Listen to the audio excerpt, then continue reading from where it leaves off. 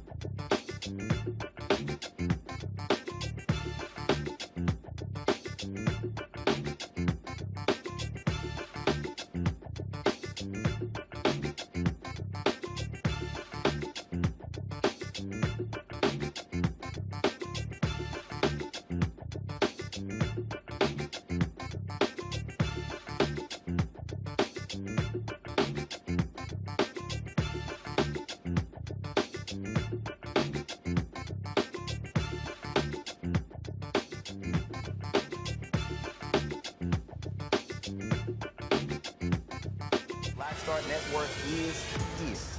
Hold no fire! I'm real revolutionary right now. Support this man, Black media. He makes sure that our stories are told. Thank you for being the voice of Black America, Roland. Stay Black. I love y'all. All momentum we have now, we have to keep this going. The video looks phenomenal. See, there's a difference between Black Star Network and Black-owned media and something like CNN. You can't be Black-owned media and be scared. It's time to be smart. Bring your eyeballs home. You dig?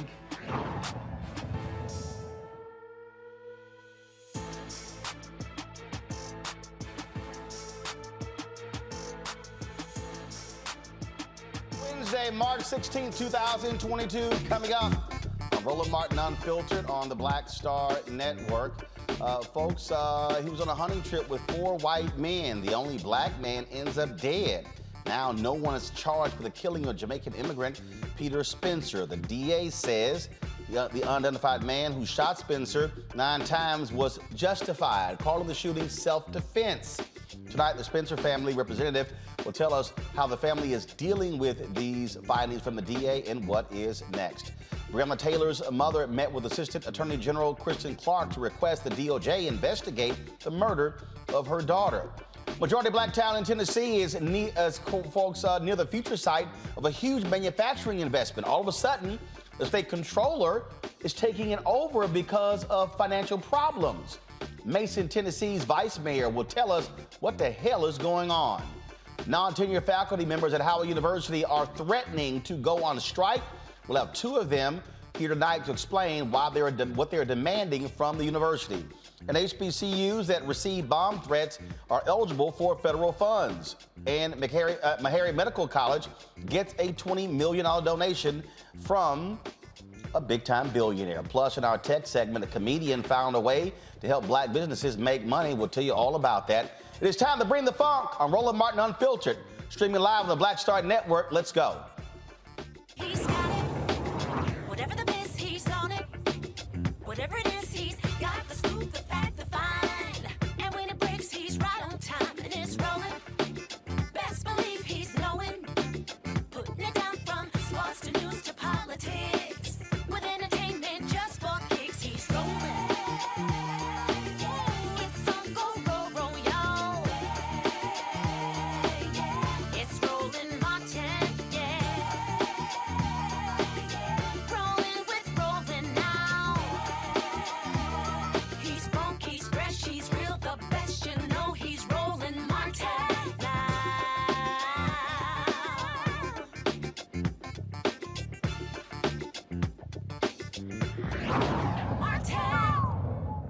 You're going to... A Pennsylvania district attorney, folks, says no one will face charges in the killing of a Jamaican immigrant.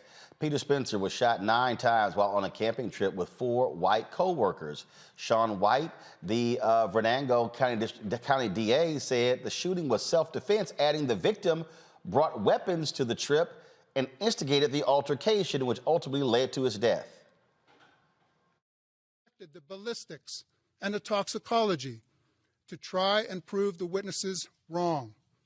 And finally, the autopsy report that I needed, the very last tool that I needed to try and help answer this question for me, showed that the witnesses could not be proven wrong on their theories of what happened that night and what they saw and what they heard.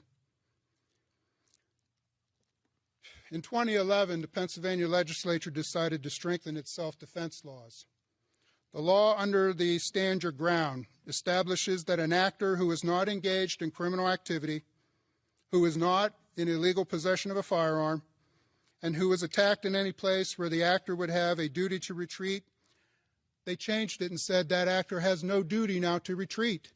That's the Stand Your Law. It came along with the Castle Doctrine. So you must look as to whether or not the suspect in this case had a reasonable threat that some deadly force was going to be used on him.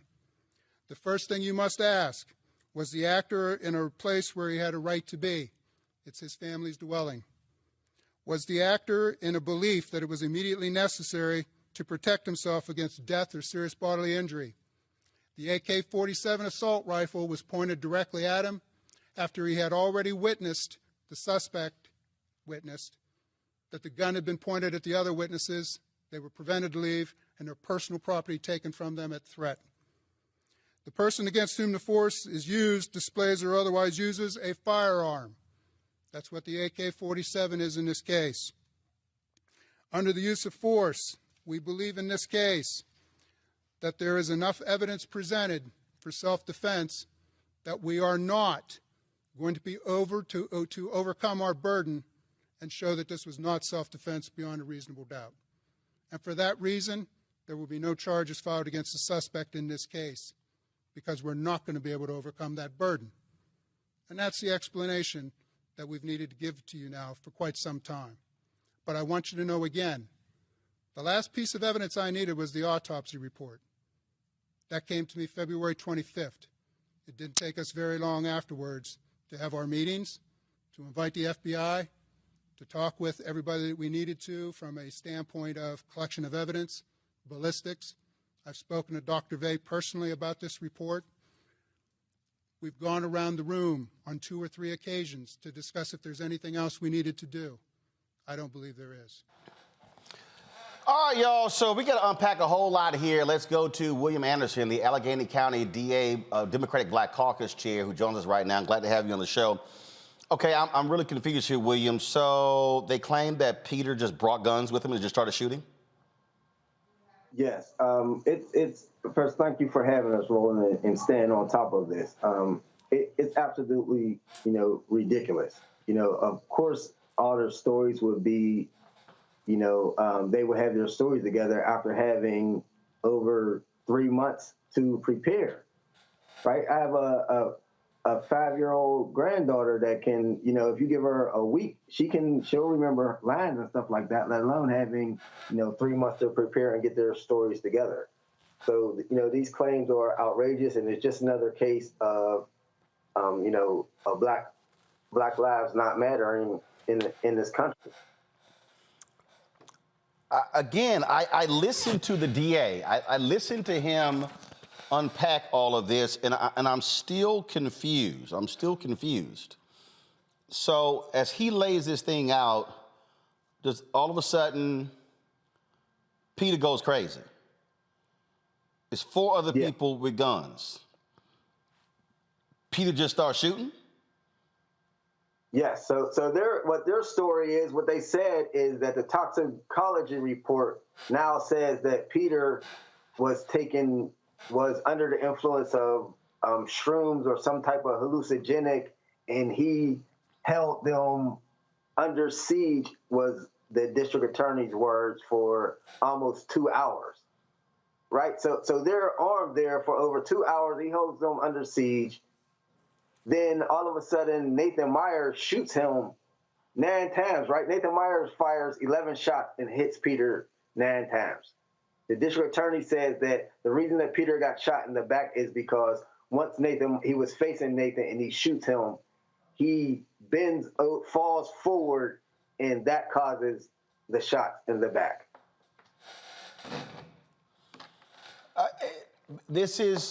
So the DA didn't state what? Did they see him ingesting drugs? First of all, didn't they pick up Peter? No, his girlfriend dropped Peter off. So his girlfriend drops Peter off. Peter's fiance drops him off, and then when she returned, he was dead. Yeah.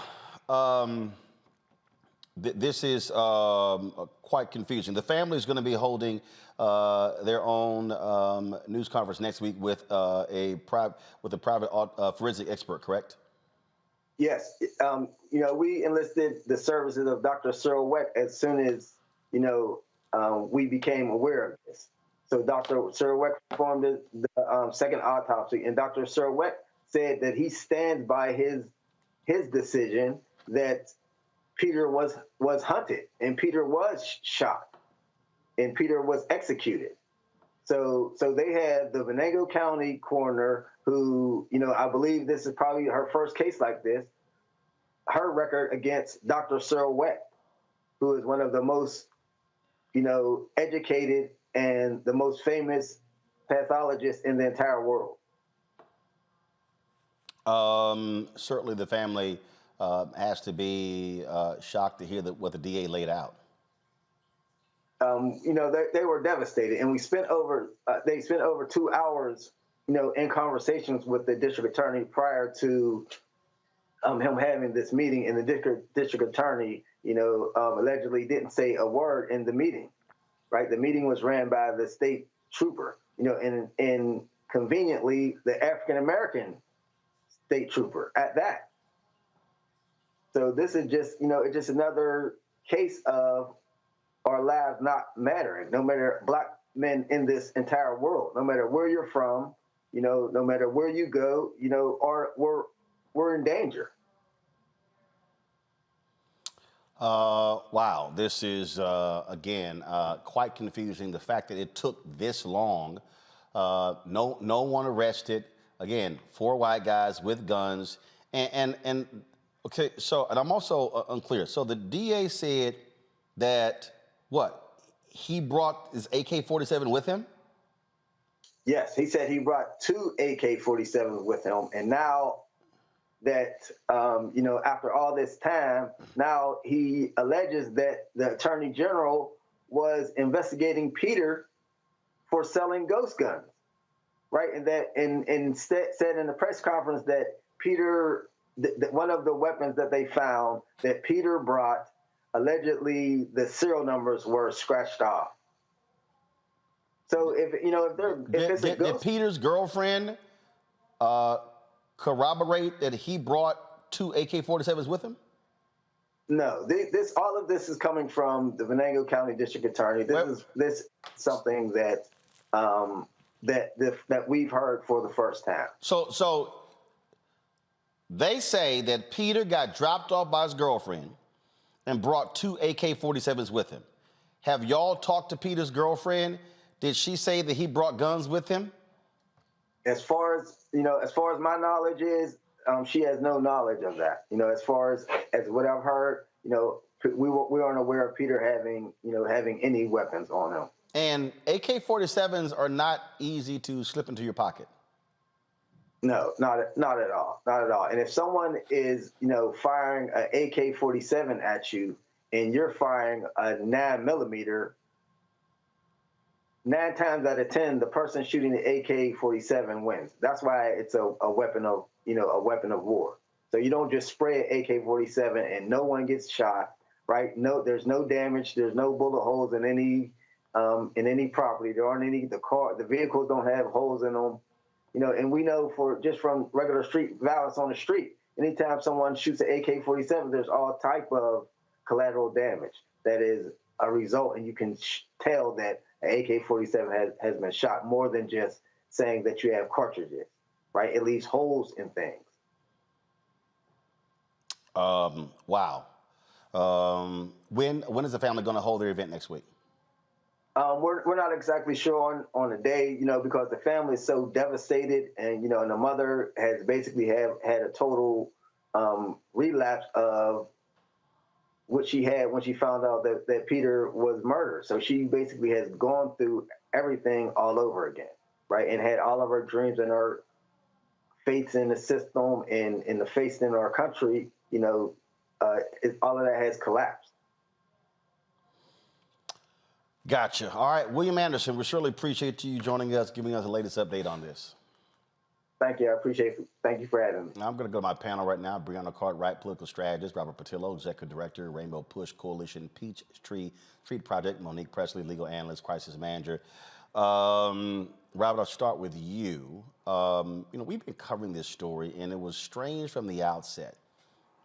One guy, he's black guy's dead. 4 white guys never brought into the police station, not detained.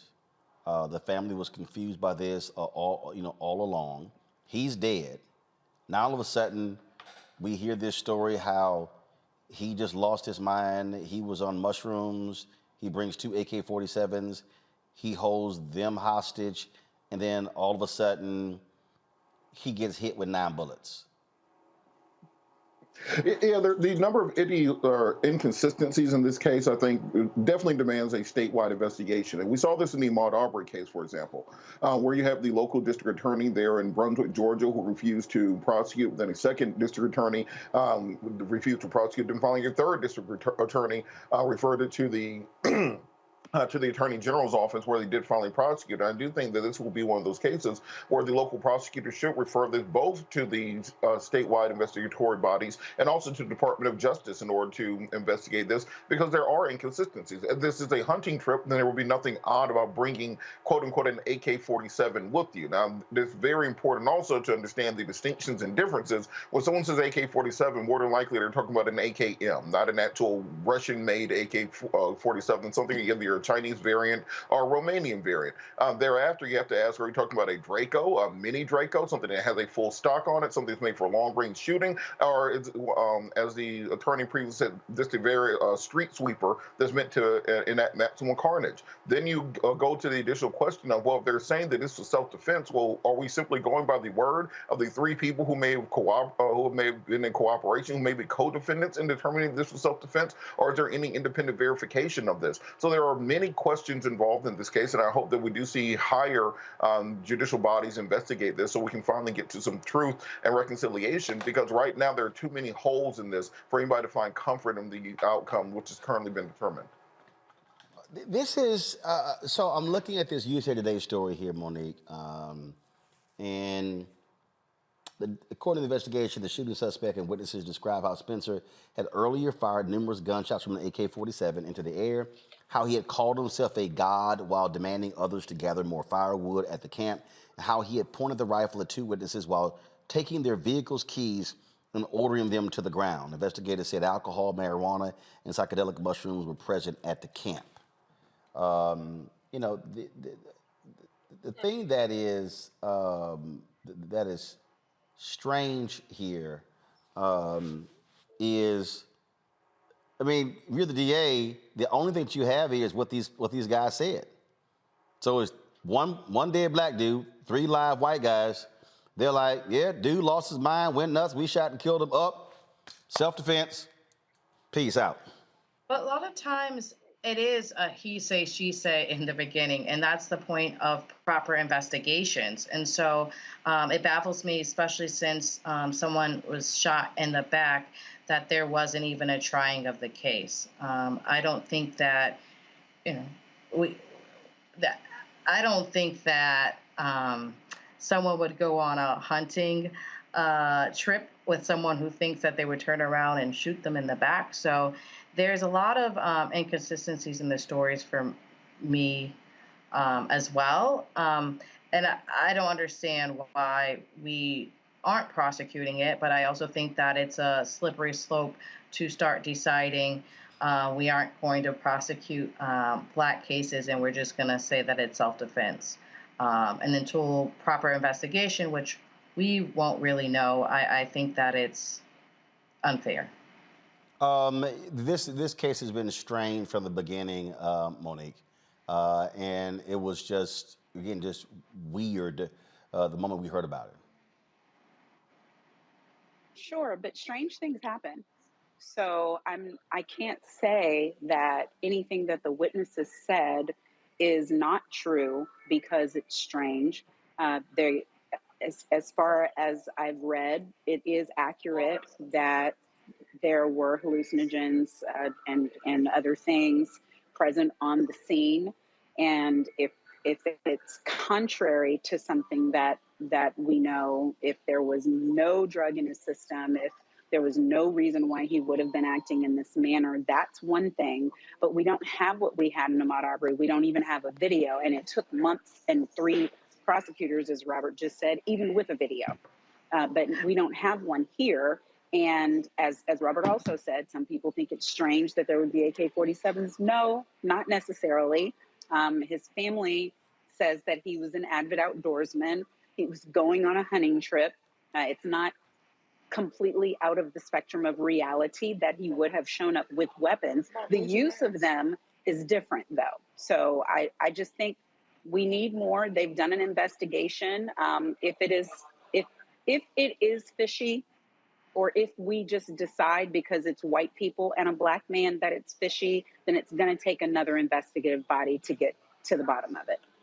Well, only part I push back with you in regards to that, because you're correct that, strange things do occur, but it stated that there was multiple gunshots. I think you said 19. And even if it's in self-defense, I don't understand why there'd be rounds and rounds and rounds and rounds. And so that's the part that's disturbing of, okay, I was in self-defense, I shot and stabilized and then figured it out. So we can say that the black person was on drugs, but were the white people on drugs? Were they hallucinating and thought he did X, Y, and Z? I'm not quite sure that there was. And some of this stuff, I mean, there is investigations in the sense of the police, but also the part of the prosecutor. Some of this stuff in questions and showing it by jury allows for us to see more of this evidence or see what's occurring. And I think closing it off ends it too soon. We'll wait to see what the family says next week, folks. Speaking of no charges in Chicago, Cook County prosecutors said no charges will be filed against the police officers who chased and fatally shot 13-year-old Adam Toledo and 22-year-old Anthony Alvarez during foot pursuits within days of each other last year. State's Attorney Kim Foxx said there was insufficient evidence to charge the officers in either case. However, Foxx was critical of the officers in the shooting death of Alvarez. She said the officers created a situation that put them in danger. In response to the ruling, Toledo's family has filed a wrongful death suit against the police officer involved in the death of the 13-year-old. When you hear that, Monique, where the DA says, hey, cops, you contributed to this. Even though charges are not going to be filed against him, that's one of those things that cannot be overlooked, where police have a responsibility not to also heighten or instigate a situation that will lead to somebody dying. Certainly they have that responsibility, but there's civil and then there's criminal. So the attorney has made the decision, the state's attorney has made the decision, and other than that, what can we do but file a civil complaint? And that's what the family has chosen to do. And that's the right thing for them to do. But the thing here, Robert, that I think is important is that this is where, if you're the police superintendent, you've got to let officers know, look, if somebody's running away, do you necessarily have to pursue them and shoot to kill them? Again, death is death. There's no coming back from that. And so what do you think the police department should take away from what Kim Foxx says?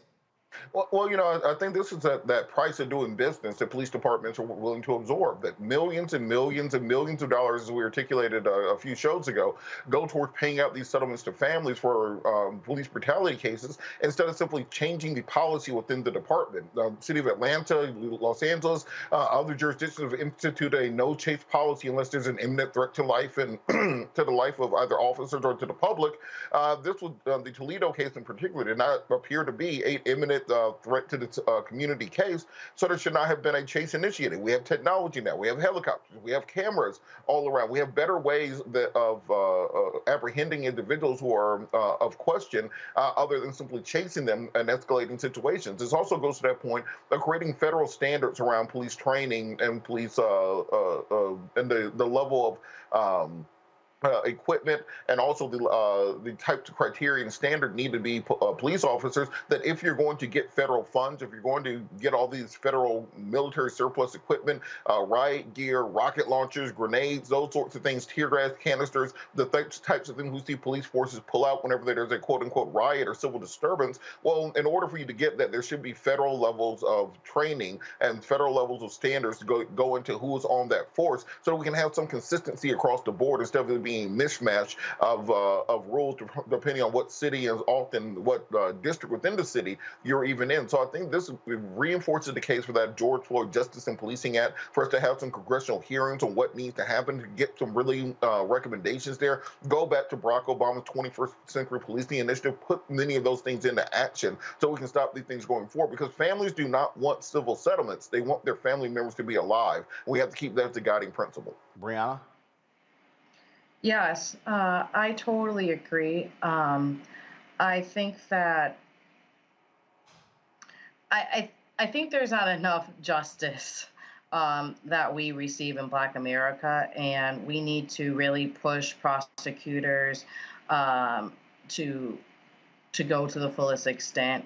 I do think that, one of the main issues just within the police force, the rule is, you said, Roland, to not shoot to kill. They're instructed that if you're going to actually shoot, like if you're going to pull out your gun, it is to kill. Because if you do not, that means you're not at threat, and then thus you should not use your gun. And so there's that dynamic that's playing within the police force that said, okay, well, if I use my gun, I'm supposed to shoot to kill. If someone is running and fleeing from you and you want them to stop, it becomes an ego trip of you using your gun just to make them stop. You should only utilize your gun when there's actual threat. And I think there's more and more blurry lines about whether there's a threat or not, whether we go from the hunting case, right, when we say it's self-defense, or we go to the police officer when someone is not complying. And I think that we're seeing now over and over and over again in all these cases that the standard and the line, the rule, is not properly applied across the board. Well, folks, let's talk about the treatment of African Americans by police. In a new poll by Associated Press, NORC, African Americans feel little has been done to close the racial equality gap in America. The poll reveals 70% of blacks believe a lot more needs to be done to improve the treatment of African Americans by police. 65% say the criminal justice system needs to treat African Americans more fairly. And 49% surveyed are pessimistic about police relations improving in our community. This is what happens when, again, Monique, you do not have the George Floyd Justice Act being passed. And also, we've yet to see actions taken by President Biden when it comes to executive orders. But also, all these people who tout, oh, black folks don't support defund the police, they want to see more cops. This also speaks to how African Americans feel about still being treated by police. Right. I mean, and African Americans feel the way they should feel because we are disproportionately mistreated by police. So it's not bearing anything out but truth and facts. And everything that you say is true. There is no George Floyd Justice and Policing Act. There should be. There's not. That's the fault of the Congress, not the fault of the executive branch. And whatever executive orders they come out with, frankly, are going to relate to things that are pretty much already happening because it's federal, and where we need the changes at the state level. So voting matters. And I know people are exhausted and probably tired of hearing me say that, but we don't have the balance that we need to push these things through. It's not the Democrats that don't want them, and we don't live in Russia. Joe Biden is not a dictator. He can't force Manchin to do anything. He can't force Sinema to do anything. He can't force Marjorie Taylor Greene to have a brain. None of these things happen that way. We have to vote, and our vote matters. And when we have enough votes, we get the change that we need. That's all I got. Robert? Well, the only thing that I'll push back on is that it's funny how they can always find these bipartisan agreements when it comes to their money. That we've been trying to get a criminal justice bill, a police reform bill, pushed through for years now. You know, we had the Tim Scott Justice Act, we have the George Floyd Justice and Policing Act, and we cannot get a bipartisan agreement on it. But when it came to passing that $1.5 trillion bill that they dropped on Wednesday and passed into law on Friday, they got that done real quick. There were no questions asked. There was no Manchin won't do it, Sinema won't do it. You know, the Republicans are obstructionists, but when they want to do something, they can get it done. They found like $15 billion to into Ukraine. I guess it was in some couch cushions or under the mattress or something, but they found that and they got that done and turned around in a week. So we need to be pushing our political leadership to put the same level of interest, put the same level of intensity in protecting the lives of African Americans here as they are in protecting Ukrainians in Kiev. We have to ensure that if they want our votes again, because they're going to come back this year looking for our votes for the midterms, they're going to play the same old civil rights commercials, saying this is the most important election of your lifetime, XYZ. I want you to do whatever it took to pass that $1.5 trillion bill that you passed last week in 3 days. Put all that effort into passing criminal justice reform and passing police reform so we no longer have to fight these fights again. I don't think there's anything wrong with us demanding that from our political leadership and not taking anything less for an answer. Yeah, but they're racist, Robert. They're racist. Right, they're racist. right. So you're bringing up things that people get done because they don't mind getting them done. Maybe, yeah, they got to be squeezed a little bit. They got to have their wrist pulled back. They got to, get something in return for it a little bit. But it's something ultimately that doesn't go against everything in the fiber of their being that says that we are less than and deserve the treatment that we are getting. We need people who don't have that belief system. I can't change anybody's heart. Joe Biden can't change anybody's heart. Vice President Harris can't change anybody's heart. If their heart is black and full of hate, there's not enough bargaining in the world to change that. That changes elsewhere. So they have to go. That's all that has to happen. And so, no, I'm not laying this at the feet of our president. I'm not laying this at the feet of the Democrats who from day one have been putting up legislation that, if passed, would have us in a better position on voting, a better position on criminal justice, a better position on a better position assuring us principles for Roe v. Wade because the Supreme Court is jacked up all across the board. It's in there. I mean, HR 1 to HR 5001, it's in there. So no, it's the ones who don't care about us. They're the ones. I'm quoting Michael Jackson now, which means I should stop talking. But I also say, Robert, the difference between them getting a deal done and compromising on money and our lives. Where's the bipartisanship in it? We don't have a compromise. There isn't a middle ground. What it needs to be done is them to stop killing us in the street. There's not like, oh, you know what, we'll just stab you and let you bleed a little bit, and like there's no really compromise. There just needs to be action.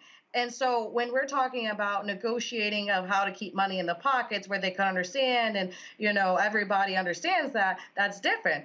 But when you have hate in your heart, as it was stated, no one wants to talk about, how we change Black people getting killed in the street, how we change prosecutions not going forward and investigations not occurring. And so, yes, it's easier to say, well, let's just deal with money, right? Let's talk about inflation, which is an issue, right? And she stated all the things that Democrats have done to help us within our community for the issue. That's not going to take away of the part of changing the hearts and minds, right? As you said, Sinema's not going to get a brain. She'll stay a scarecrow. And only way that we can do that is within our community, right? Is organizing ourselves and making sure that we're there for ourselves. We're giving back money to ourselves and pushing people out to the polls and having people that represent us, that look like us, but also not just look like us, but understands the pains that we've gone through and ready to free us, right? Because there's people that look like us that, eventually we're going to have one that looks like us and represents us on the Supreme Court. But as it stands right now, we have someone that represents us, but can't really speak up for us. So there's a difference in regards to that. And I just think that it's time for us to not just solely lay, like you said, lay ourselves at the Democratic Party, because at the end of the day, it's still political parties. And the political party in itself can't save anybody. It's time for us to save ourselves. But look, the point that I'm trying to make is, so let's take the last 5 months or so. We had the big infrastructure bill in December. It was at $1.25 trillion.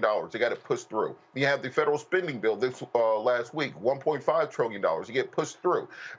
You look at the fact that someone like Manchin and Sinema are just two people, and they're able to hold up the entire Democratic agenda for an entire year. The Congressional Black Caucus is the biggest caucus in the entire Congress. So when it comes down to these big spending bills, when it comes to the priorities of that they have this bipartisan agreement on, why is no one willing to lay down on those tracks and say, no, we're not moving anything until we move voting rights. We're not moving anything until we move criminal justice reform. We're not moving anything until we move the George Floyd Justice and Policing Act and put some real teeth into it.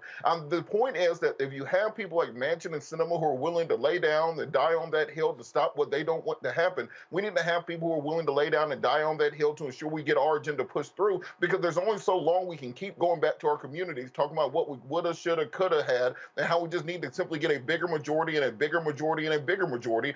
Most of us were here in 2008 when when Democrats had the majority in the House, 60 votes in the Senate, the Progressive Supreme Court, and a mandate for Barack Obama, and they still couldn't push things through for our community, and they said we still needed more votes even after that. So we're going to have to start standing up with the courage of our convictions to push these things through, or be willing to shut the government down. Ted Cruz will shut the government down over the debt ceiling. Marco Rubio or Rand Paul will shut the government down over or put a wrench to the anti-lynching legislation just because we don't have the people, the lions in the Senate, as Ted Kennedy used to be called, who are willing to make that stand, to put their feet into the ground and said this would no further. And I think that's what most of the American people, particularly African Americans in this country, want to happen. Someone just simply stand up and say this and no further from here. Well, Robert, the problem is here. The Congressional Black Caucus could do that, but they have 54 members who are in the House. So the problem is you can do that in the House. You can do it in the House. But at the end of the day, the House cannot tell the Senate what to do. But Roland, my only point is we got 2 black senators. Sinema and Manchin can shut down all of government for a year. Why can't the 2 black senators do the same thing for black people stuff? That's my only question. Okay, but because the point is you're going to shut down. Here's the deal. You're going to shut down the Senate, and then what? Sinema Manchin still not move? Then what happens? You got to play brinksmanship. You don't know what people will negotiate to take them to the negotiating point. You can't just take no for an answer the first time they say it. I feel like that's what many people in the African American community feel. We'll suggest it one time, we'll have a press conference, but then after that, nobody's going to lay it on the line. You literally had multiple votes for the People Act, and they failed. They did not get the 60 votes, and you did not have 2 Republicans who crossed the aisle to negate Sinema and Manchin. You just didn't. Okay, good. And so you guys don't want to do my thing?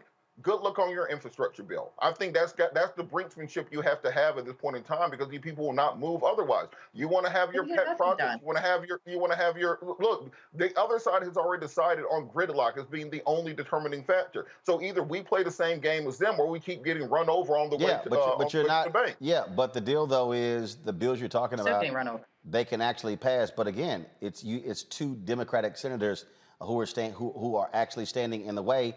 And what you're just saying, one of the Democratic senators, you want to do that, he needs to get reelected. He's up for reelection in November. So he can, but here's the deal. So the reality is he can try that, but if he loses in November, Warnock's gone. Ossoff got 6 years.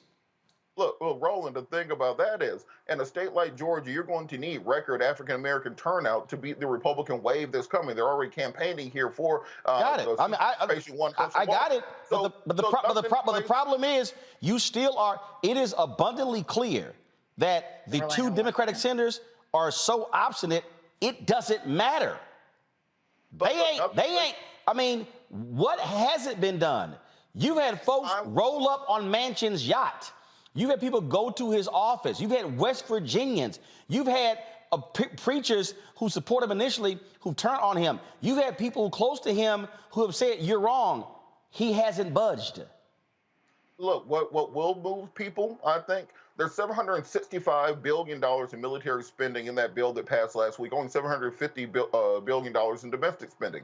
I think if you hold up that money to those military bases, those pet projects, those new F-35s, those new B-21 Raiders that are getting built, particularly in that jurisdiction. That ain't gonna move Manchin. That gets people moving. That ain't moving Manchin. Look, money moves. No, Robert, that ain't moving Manchin.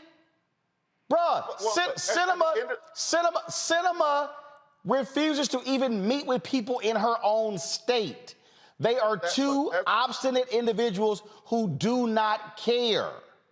That's all well and good, and I say we play the same game with them. You don't want to vote on it? We can all go home, because we ain't voting on nothing. I think that's what it has to be, because otherwise we're going to... And you know what's going to happen? You know what's going to happen?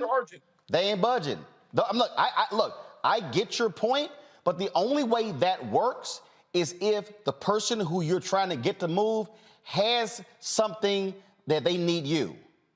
It don't exist. It don't exist.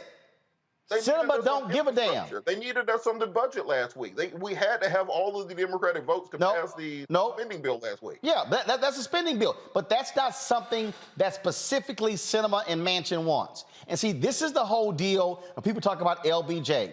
Pork barrel projects are pretty much out of the way. The old way of, oh, you don't move, I'm going to withhold from you, it doesn't exist anymore. So when you got rid of pork barrel projects, you took the actual leverage away to say, oh, you don't, I'm going to dangle this in front of you, I'm going to snatch it if you don't support me. That's now gone. Look, I agree with you. I believe in sitting here pushing as hard as you get, as hard as you can.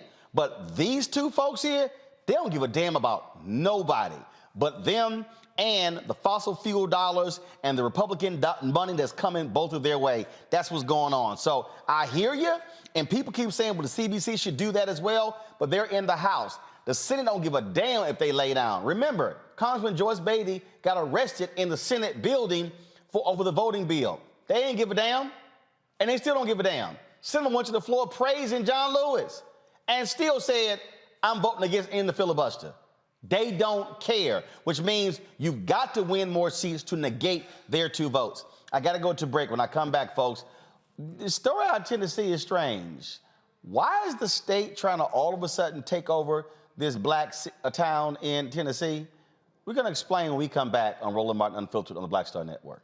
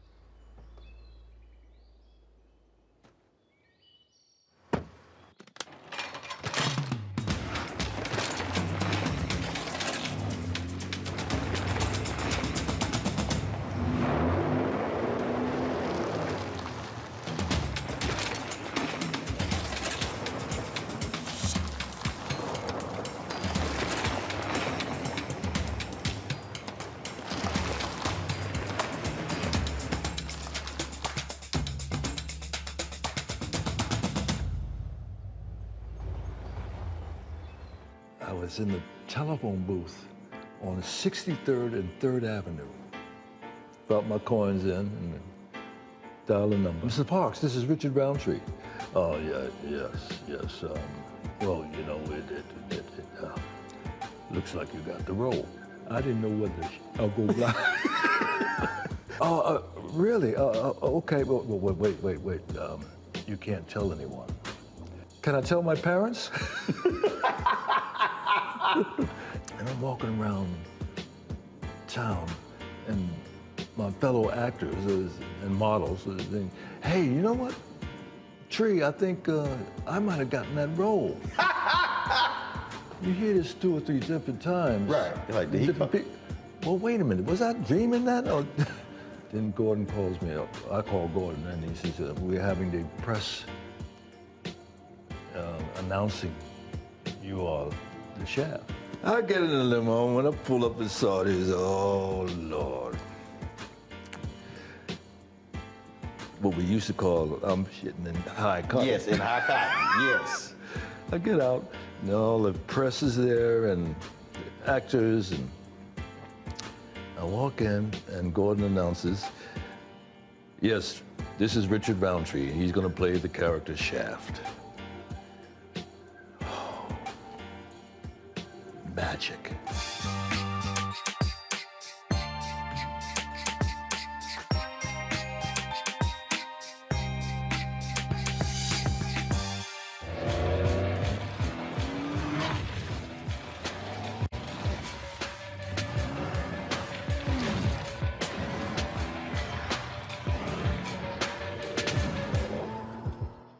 Hi, I'm Gavin Houston. Hey, what's up, y'all? It's your boy Jacob Lattimore, and you're now watching Roland Martin right now.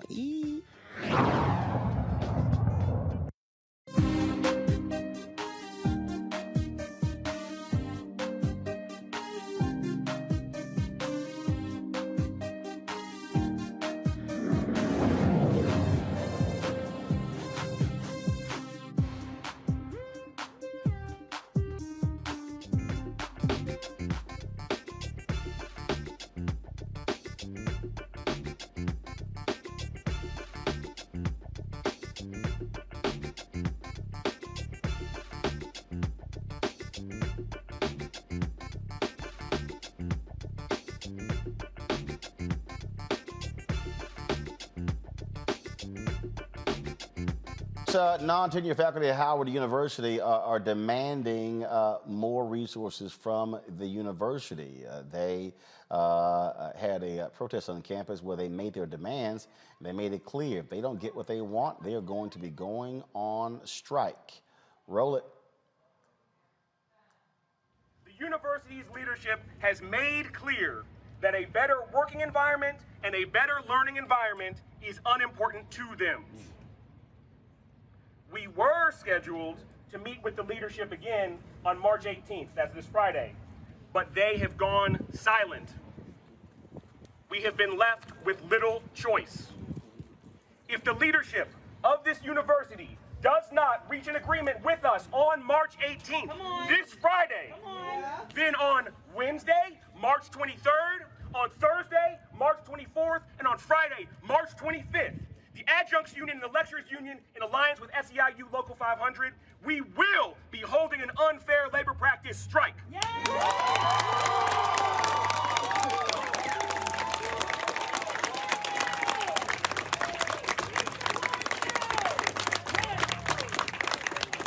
are calling on our tenured and tenure-track colleagues to stand with us and honor our picket lines during the strike. We're calling on our students, alums, and all of the HU community to support us in our effort to overcome the unfair labor practices of university leadership and to better the university as a whole. We ask you to stand with us in solidarity. We seek to stand with you in solidarity. Like I said earlier, these have been individual fights for far too long, and we have not seen the movement any of us need. So now we all need to come together and get the movement that we require. Thank you. All right, folks, joining us now are two contingent faculty members, Annika Panther and Sean Perez, both teach in the English department. Folks, glad to have you here. Is it Annika or Anika? Anika. Anika, all right, well, Anika.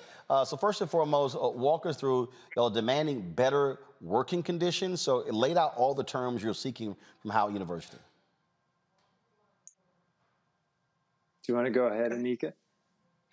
I know one of the things we're looking for is the end of the 7-year cap, where if you are not a master lecturer or tenured or what have you, if you are a yearly renewed, you can't do that longer than 7 years.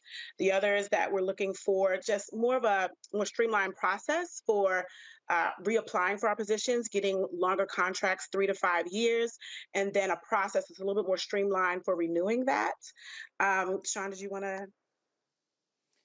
Yeah, that's exactly it. I mean, I think the way that the university has structured this now, where you're not able to renew your contract again after 7 years, puts people in a really hard position because they give 7 years of their life to the university, and even if their department needs them, even if their students love them, even if they're a great teacher by every metric that you can possibly measure a teacher by, the university has this, what we think is a really arbitrary rule that just does not allow them to renew those contracts. And we, Anika and I, every year we see people who are really talented teachers who love the university, who are lost. And we frankly haven't been able to hear a reason from the administration why they want to keep this rule. And it's not unreasonable. Yeah. Yeah. So is 7 years a standard? Are there other universities that have the same 7 year, or is this unique to Howard? Well, I did speak with several other universities, for example, say NYU, they don't have that. If you are doing your job well, you have good reviews, even if you're not a master lecturer or tenured or what have you, that you can retain that position indefinitely. There have been teachers there at the lecturer or adjunct position for decades. So I do know NYU, I believe, is it Fordham University? Sean, what were the others? There are lots of universities that I mean, I don't think any university in DC has this rule. I don't know about other HBCUs and whether they have this rule. I've never heard of one. It's possible that they do. I know that there are some institutions that have it. Harvard is one that often gets referenced by administrators. But, well, our view is it's an exploitative practice, and some universities do exploitative practices, but we don't think Howard, given its tradition, given the legacy it's trying to live up to, we don't think it fits in with that. And I think a lot of universities have also been moving away from it because it is exploitative and because faculty have been pushing back against it. Yeah. How many people are we talking about? How many faculty members are we talking about here who are impacted? It's 140 or so people in our bargaining unit. Yeah. And then there are also adjuncts who are also bargaining for a contract. And I think that's also about 140, if not a few more. But there's 140 full-time faculty who are impacted by this rule. And then, of course, there's the economics, too, which is as much an important part of this fight, I think, as the job stability question. Yeah. Questions from my panel. Breonna first.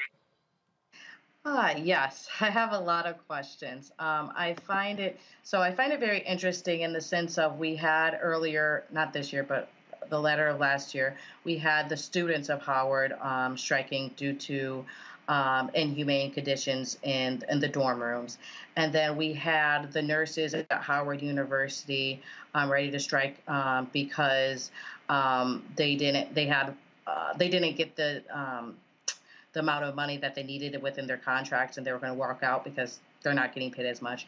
And now that we have this as another of a trilogy of Howard University professors striking, I see a commonality of it, and I don't know if that's necessarily true, but is the underlining money, is there a difference between, 7 years, waiting that 7 years versus the way that they're doing it now? Would that allow them to not spend as much money? Is there an economic point of why they're making maybe this decision? Well, even if let's say I finished my 7 years, they would hire a new lecturer that'd be full time. And that's what doesn't seem to make sense. If it was about finances, like one of the things we said is if they want to open up more opportunity for more tenure track positions, or more, if they made obtaining a master lecturer position a little bit easier to obtain, and that's why they're being this strict, that could make sense. But at the 7-year cap, you're just dismissed, and then they hire someone to take your position who is now allowed to teach for another 7 years in this position. But if they did not dismiss you, would it cost them more to either, I guess, continue? Is it at a lower rate when you come in the first? Is it a gradual rate increase from the first year through the 7th? Would they have to change how much they'd pay someone if they stayed on the 8th year versus saying, okay, you did 7 years, now let's bring someone else for 7 years? So are you saying it's because we're getting like increases each time and getting paid more each time as we go? I'm not saying it. I haven't looked at the contract, nor do I know. But I'm asking you, is that your situation? Each year, do you get a pay increase for, say, first years get this amount of money, second years get this amount of money? Is that something that occurs? No, to my knowledge, and Sean, you've been there much longer than I have. So far, I haven't.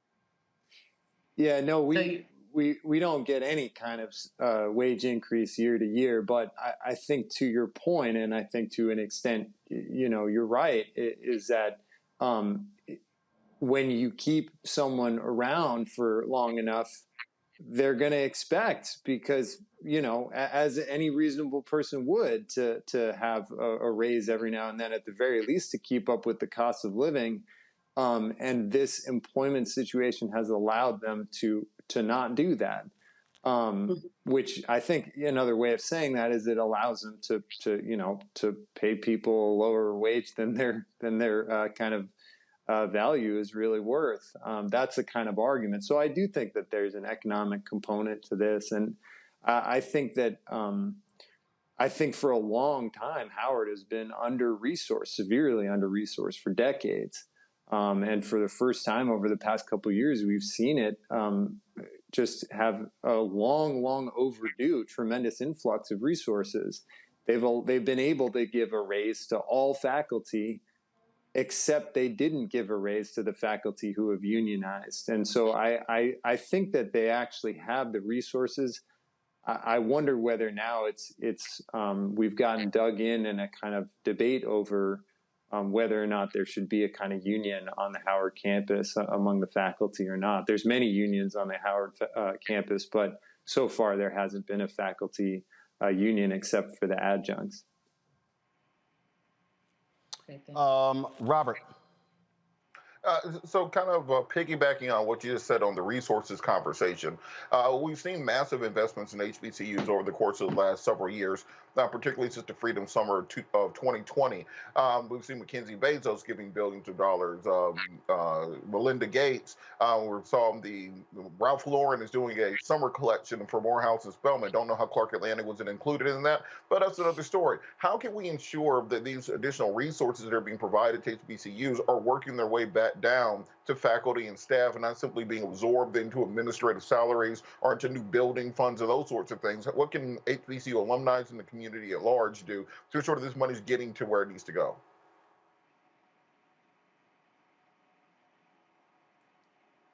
Anika, do you want to speak to that? Oh, yeah. I mean, I think one of the biggest things is somehow if the university could show how much they value those who aren't tenured, who place value on the non-tenured faculty, gave us opportunities to shine as opposed to being the ones who kind of do the grunt work. Even though I love what I teach, I could do this until I retired. I think if we felt valued and the community and even the world saw what we offered, that would show even leadership where money should be directed. Yeah, I agree. And I'll just add, first of all, I think that they need to be building buildings. They need to, this was part of the Blackburn protest, was the quality of the housing on campus. And they are putting a lot of money into housing, and that's a good thing. But I do think that this presents an opportunity as well to ameliorate long structural inequalities in terms of the pay for faculty as well. And frankly, it makes it hard to retain quality faculty. What I've experienced just being at Howard for 2 years is that it makes it hard to retain really high quality African-American Black faculty. I've seen a lot of my colleagues leave because of this 7-year rule or because of the low paid. I mean, Howard is the lowest paid for our job type in the DC area. When you account for cost of living, it's the lowest paid HBCU. So I think this is, and that Mackenzie Scott donation that you referred to, that was $40 million to Howard, and it was earmarked for faculty retention. So this really is where we think the money should be going. How do you get there? In this case, unfortunately, I think it's going to mean a strike, just because of how intransigent and how much impasse we've experienced at the bargaining table. All right then, folks, we appreciate it. Thanks for joining us, and we'll see what happens. What date have y'all set? Is it by Friday, and then you go on strike? Yeah. Yes, that's right. All right. Yep. If we don't reach an agreement by Friday. All right. Well, appreciate it. Thanks a lot. Thank you so much. Folks, Howard University sent us this statement. Howard University strongly values our faculty and their longstanding dedication to developing our next generation of leaders. We also respect the rights of our adjunct and non-tenured track faculty to use their voice to express opinions regarding financial sustainability and job security within the higher education field. As an institution, we remain deeply committed to ensuring our esteemed faculty of educators and researchers have the adequate support and resources necessary while providing the highest quality of education possible for our students. Over the coming weeks, we will continue advancing good faith efforts to reach an agreement with the union for both adjunct and non-tenured track faculty that addresses the needs of all parties involved. Folks, today at the White House, there was an event where Vice President Kamala Harris spoke about resources the federal government is going to be providing to HBCUs who have been hit with a variety of bomb threats. This is what she had to say.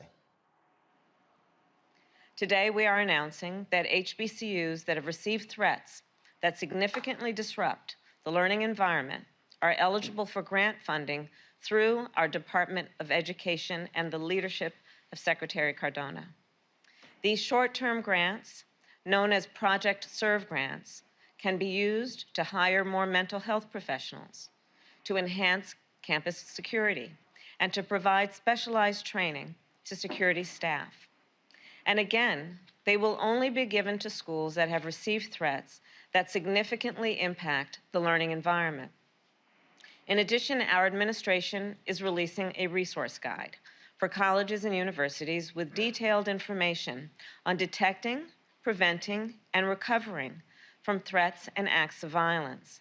And we will continue to work together with schools and houses of worship and all other impacted institutions to ensure safety and security. The FBI continues to investigate bomb threats made against at least 36 historically black colleges and universities in January and February. No devices were ever found at the schools. Also, folks, in HBCU news, billionaire Mackenzie Scott donates $20 million to Meharry Medical College in Nashville, Tennessee. The donation is one of several she has provided to historically black colleges and universities. Meharry President James Hydeth says the money will go towards campus infrastructure upgrades and academic program expansion. Meharry is the nation's largest privately independent historically black academic health sciences center dedicated to educating minority and other health professionals. This, of course, Breonna, look, she's donated a lot of money to HBCUs in the past year, and in many ways, her donations has doubled, if you will, or quadrupled the endowment of a lot of these HBCUs. This says a whole lot about the lack of resources they have. Right. And as Robert stated, we just need to make sure that we're pushing them to use the resources correctly. I don't agree with that. Maybe buildings don't need to be built, because the older they get, there does need to be some reconstruction. You can see differences of campuses when they do building projects. But I do think that it needs to be allocated properly. And I'm glad that a lot of HBCUs are receiving the funding. It's just sad to constantly see, though, the money is given, but there's still a lot of disparities with other schools, especially when they have high endowments and stuff like that. So still encouraging alumni to get involved and keep up our HBCUs within our community as well. Obviously, that's critically important, but Robert, no doubt the resources that Mackenzie is providing is critically important, and it shows you again how one person can have a huge impact when it comes to supporting HBCUs. This is probably, I mean, I think it's the 10th or 12th HBCU that she's given at least $20 million to. You're right, and I think this also points to the fact that we have got to start, one, engaging our alumni more so, and also engaging our community in a broader extent. We shouldn't have to depend on Mackenzie Bezos to float the HBCUs. We should be able to depend on our own community and make. We are very thankful for the gifts from her, but we can't count on those coming often. You know, Elon could probably chip some money in. Jeff Bezos, Bill Gates, all of them could. But we have to make sure that we internally have a sustainability model where we are funding our communities, because the majority of our black doctors are coming from HBCUs. The majority of our black lawyers are coming from HBCUs. The future business leaders of America, those of us who are nerds in FBLA in high school, those people are coming from the majority out of HBCUs. So we have to ensure that all of us, our individualized levels, are giving back to these institutions, are putting the money where our mouth is, and are investing in our future. Because if we do not invest in them, then we will see HBCUs be back on the brink of closing, back on the run again. So we have to continue these investments going forward and increase them, and ensure that everybody's chipping in their fair share to keep the institutions both open and growing. Folks, going to go to a break. We come back. Breaking news regarding Jussie Smollett. We'll tell you about that when we come back on Roland Martin Unfiltered on the Black Star Network.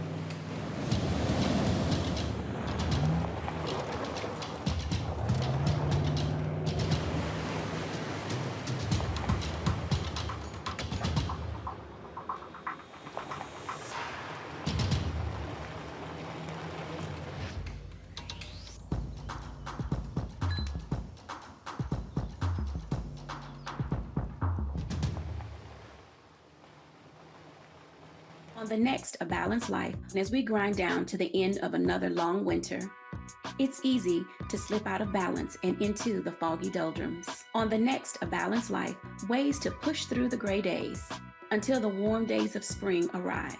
Join me, Dr. Jackie, on A Balanced Life on Black Star Network.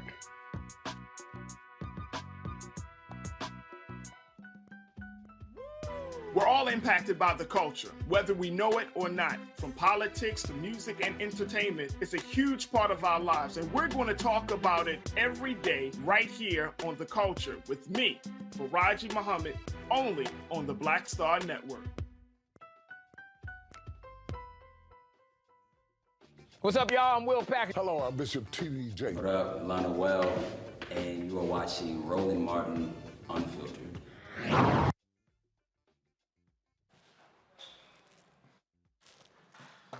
All right, folks, some breaking news out of Chicago. An appeals court has ordered Jussie Smollett to be released from jail. His attorneys had appealed him being in jail because they say, first of all, he said he should not have been placed there, that the judge should have allowed him to stay on bail pending his appeal.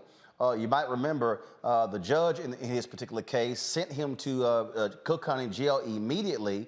His attorneys have been fighting to get him out. There's been lots of drama back and forth over his stay there. This right here is WGN. If you go to my computer, please, this is what they're reporting. Jussie Smollett, again, is being ordered out of jail. He was order released today by an appeals court. They agreed with his lawyers that he should be released pending the appeal of his conviction for lying to police about a racist and homophobic attack. Now, his attorneys argued that, look, even if the case was overturned, he would have already served that time and be off of probation as a result. Remember, he was given 30 months probation, but that included 150 days, in the Cook County Jail. Robert, what do you make of this decision? There have been people posting videos. He had been critical of being placed in the jail. They were also, he was only drinking water. They were not trusting of the food there. They had him in a psych ward, and he kept saying, look, I'm not, he said, I'm not mentally disturbed. And his supporters have been posting various videos on his Instagram page every single day. His family has been extremely vocal, but the feeling is that he was being mistreated in the Cook County Jail, and they also said that he wasn't safe being in the jail.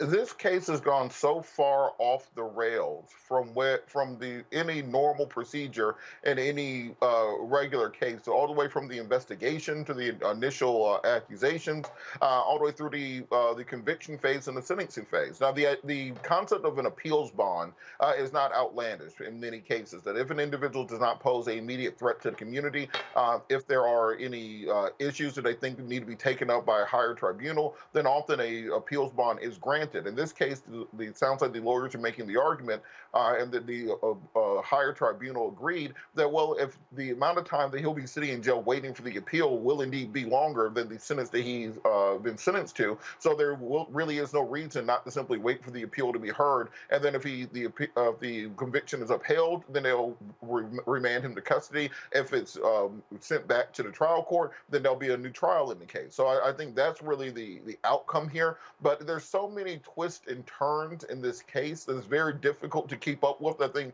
both for lawyers and the community in general. And I think that is something to watch, whether or not there is any proof that the accusations made by the family of mistreatment. Of course, Mr. Smollett yelling out, "I'm not suicidal," kind of to contravene the idea that he might commit suicide, or someone might, as they've been saying on the internet, Epstein him while he's in jail. So if there's any evidence along those lines, I think that'd be important to come out before the appeals court. But I do think this is a very, very strange case from the beginning, and it continues to be a strange case to this point.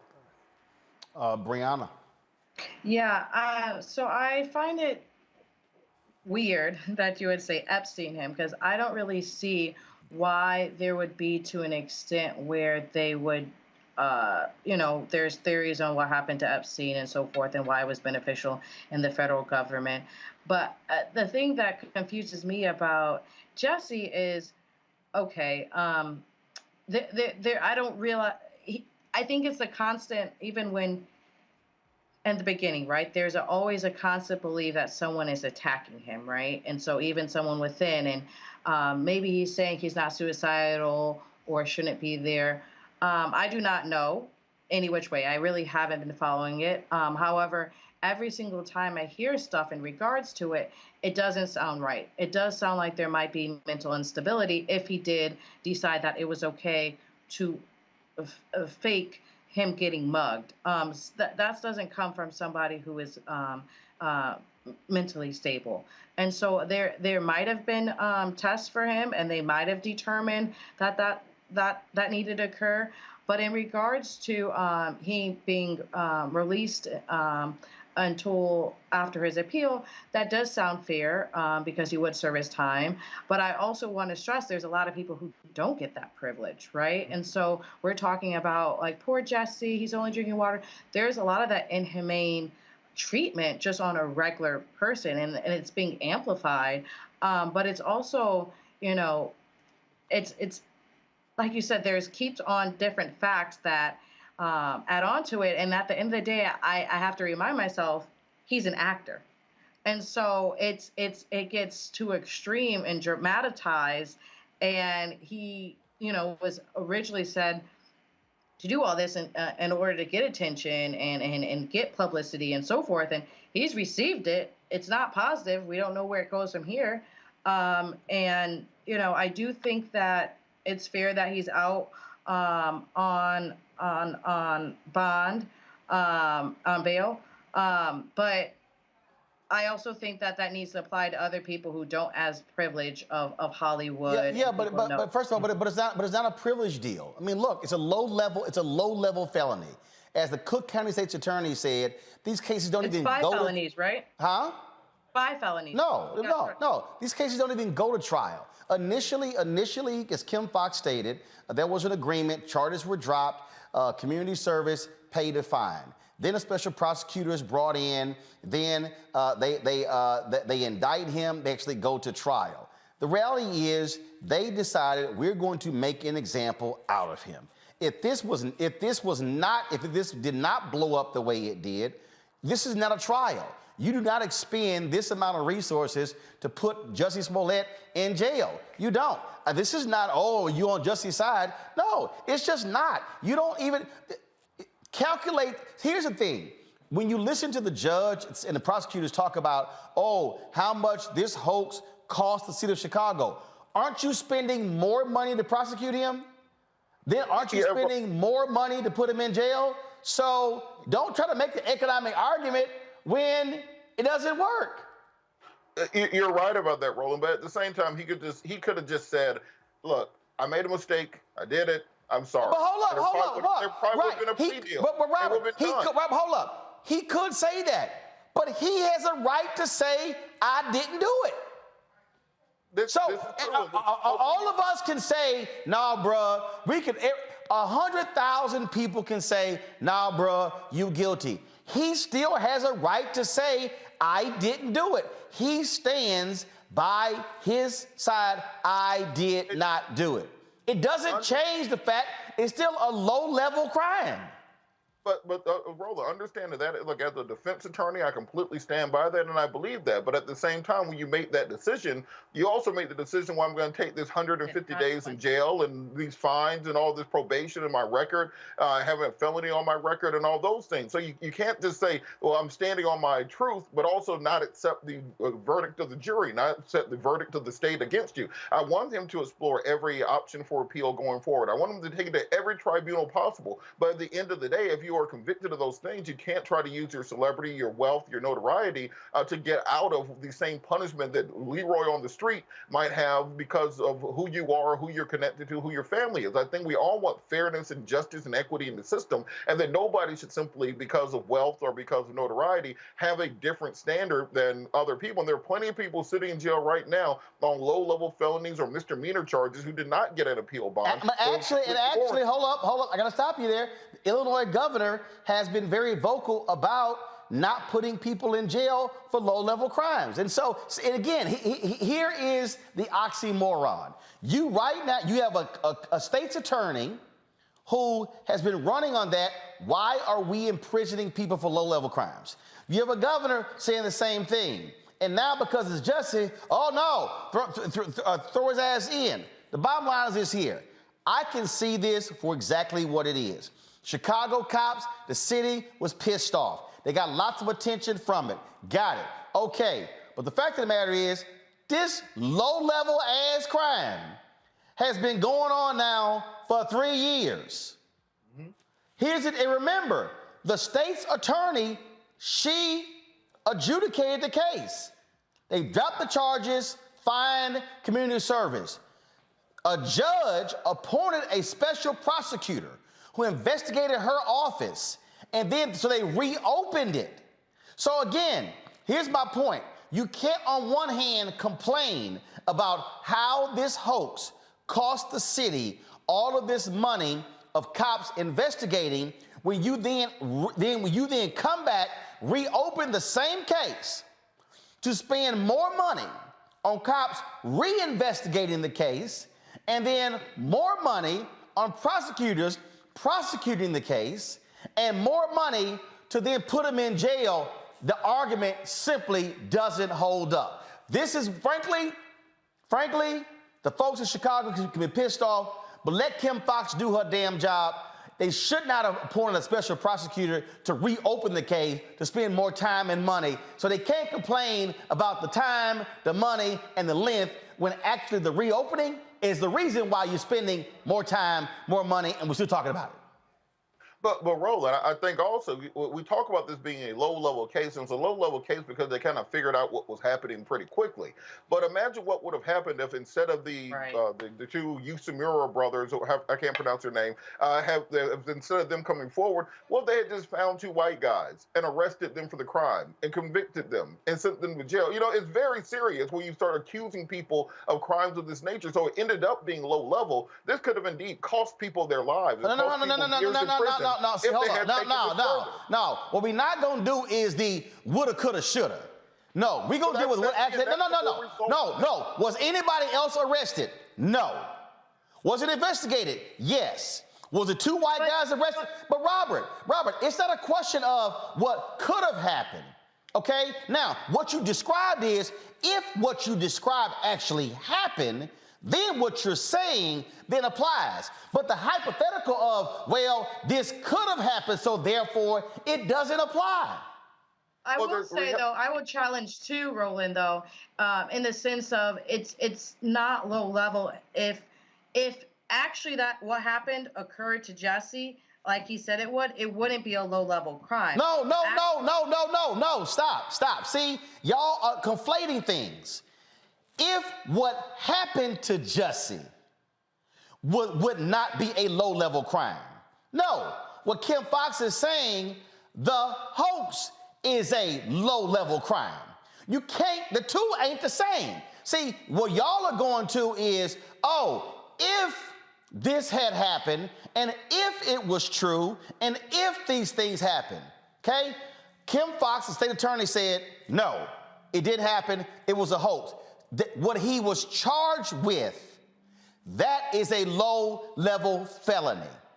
And so I'm dealing with what actually happened, not the hypothetical of what could have happened if it was true. Nobody gets charged on if this actually had happened and it was true. The bottom line is this here. Would we be talking about this case if it wasn't Jesse? No. Would the story have gotten the amount of attention? No. I do not believe that you should be prosecuting people because of the level of attention a story got. I think you let the state's attorney do her damn job. Because here's the thing that I keep saying.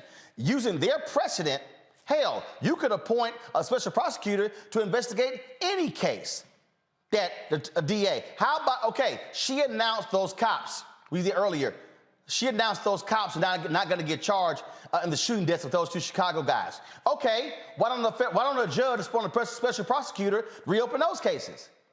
Now, are the shooting deaths of two people, are those cases more serious than Jussie Smollett? Yes or no? Of course.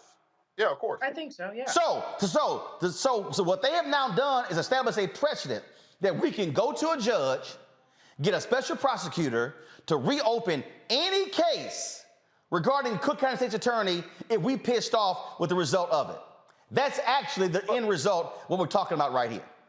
But Roland, look, this is the issue. You talked about precedents right there. So imagine if you just simply let this off with just a slap on the wrist. You say, well, go about, pay your fine, don't worry about it. Then the next case that happens is a white woman accuses two black men of a crime. They find out she's telling a lie, and then she cites the Jussie Smollett rule, and it says that she needs to get probation also, that she should not be prosecuted for those crimes. This is why it's important that you adjudicate these things, go through a jury of your peers, have a sentencing hearing, go through the appeals process, and follow the law as it's set out. Because everybody has to be set out evenly. No, bullshit.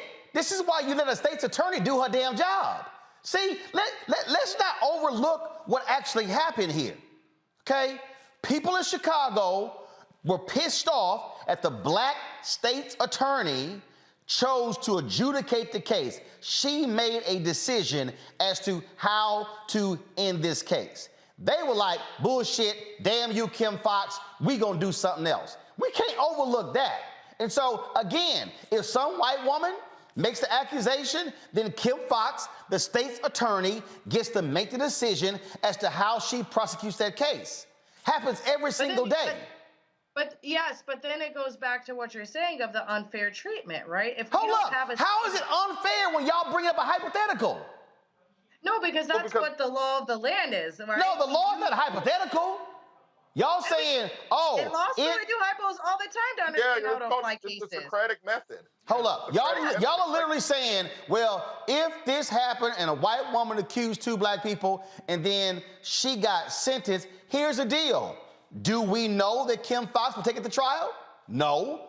Do we know that Kim Foxx would not adjudicate it differently? No. Do we know that she wouldn't give it the same thing? No. So what are we saying? When we use the Socratic method, oh, sorry, Robert, but when we use the Socratic method, we have to use these different cases, right? And we have to decide, okay, if we do this, this, and this, then this occurs. When we're talking about, okay, we already know that it's guilty, right? And so then we have to go into what is the punishment for the crime. And so another example is, okay, I mean, don't go into hypos, but that's how legal theory is actually applied. But say that someone sees Jussie do this, he gets tapped on the wrist, and then we start seeing copycat crimes, and then we have to a point where a black community, it's like calling wolf. And then we have a larger issue. So when there is, really, we have lynchings and so forth on the trees again. And seriously? Hold up. We literally we are talking about Jussie, and now we go into lynchings. Y'all, stop. But that's seriously, stop. This is absolutely nonsensical. Around his own neck. Yeah, he brought up lynchings, Roland. We ain't bringing it up. Okay. Let me go back to what happened. The state's attorney decided we're gonna drop the charges, community service, pay a fine. That means the case was adjudicated. People in Chicago were pissed off. No, damn that, we need him to pay. Went to a judge. The judge appointed a special prosecutor to investigate the state's attorney as to how they arrived at the decision. Out of that investigation, the special prosecutor decided to indict Jussie. It goes to trial. He's found guilty. He's sentenced. So we skipping over that they decided to say to the black state's attorney, damn you and your decision making and your authority and the wide discretion. The special prosecutor literally said that she and her office abused their wide discretion. Oh, but there was nothing criminal involved. How do you abuse your wide discretion when the law gives you wide discretion? She made a decision to dismiss the case. The only reason we even having this conversation and the only reason we even discussing Jussie being released on appeal is because they blew her off and then chose to take it to trial. We can't skip over that. Would you be equally upset if they decide to do a special prosecutor for the case in regards to the black guy getting shot in the woods with his white friend? I'm not making no comparison between Jussie and somebody who got shot and killed. Damn, y'all. Are you serious?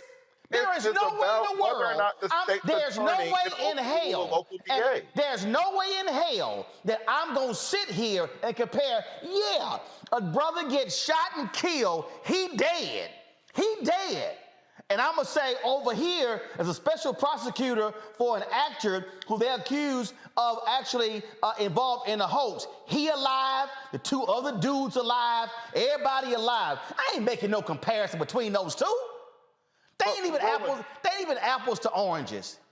Roland, you were just talking about the question of whether or not a district attorney should be overruled by a special prosecutor or a state's attorney.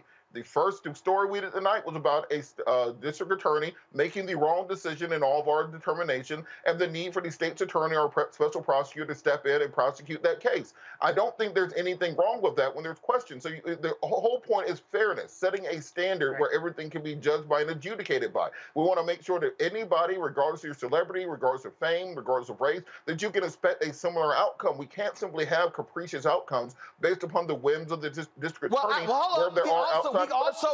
We also can't have capricious outcomes when, we pissed off in this case, so now we're going to request a special prosecutor. Look, how about this here?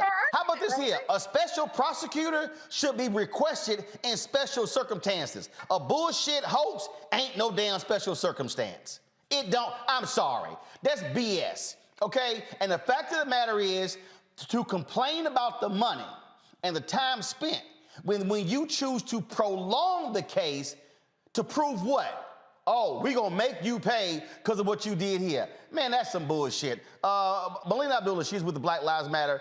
She joins us right now. They've been, Patrice Cullors and others, they've been posting videos of Jussie's Instagram. They've been talking about free Jussie. Melina, glad to have you here. Again, what's amazing to me with this story, and again, if you think that Jussie is guilty, fine. That's fine. But it's a low-level crime. So how can, on one hand, we talk about we should have the First Step Act and release folks from prison who have committed drug offenses, nonviolent offenders, never convicted before, this was nonviolent, all of the factors, but then, no, throw them in jail. Bottom line is, we see what happened here. They were like, yo, you gonna pay for this. We're gonna make an example out of you. And this wasn't theft. It wasn't a shooting. It wasn't murder. It was none of that. That's right. That's right. So from day one, Black Lives Matter has been saying that we stand with Jussie. I can say that I believe him. I believe him. I believe he is actually a hate crime victim. I believe that the whole story and the way in which he was framed up, set up, comes from a long history of Chicago police, especially lying.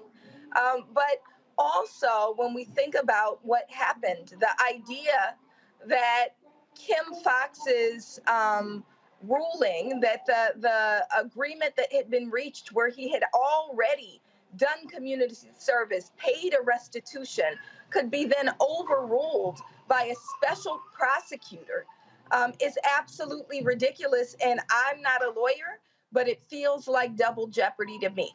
I also want to lift up that this is a class 4 felony, which means in most states it's not even a felony, it's a misdemeanor. It should never have come with jail time.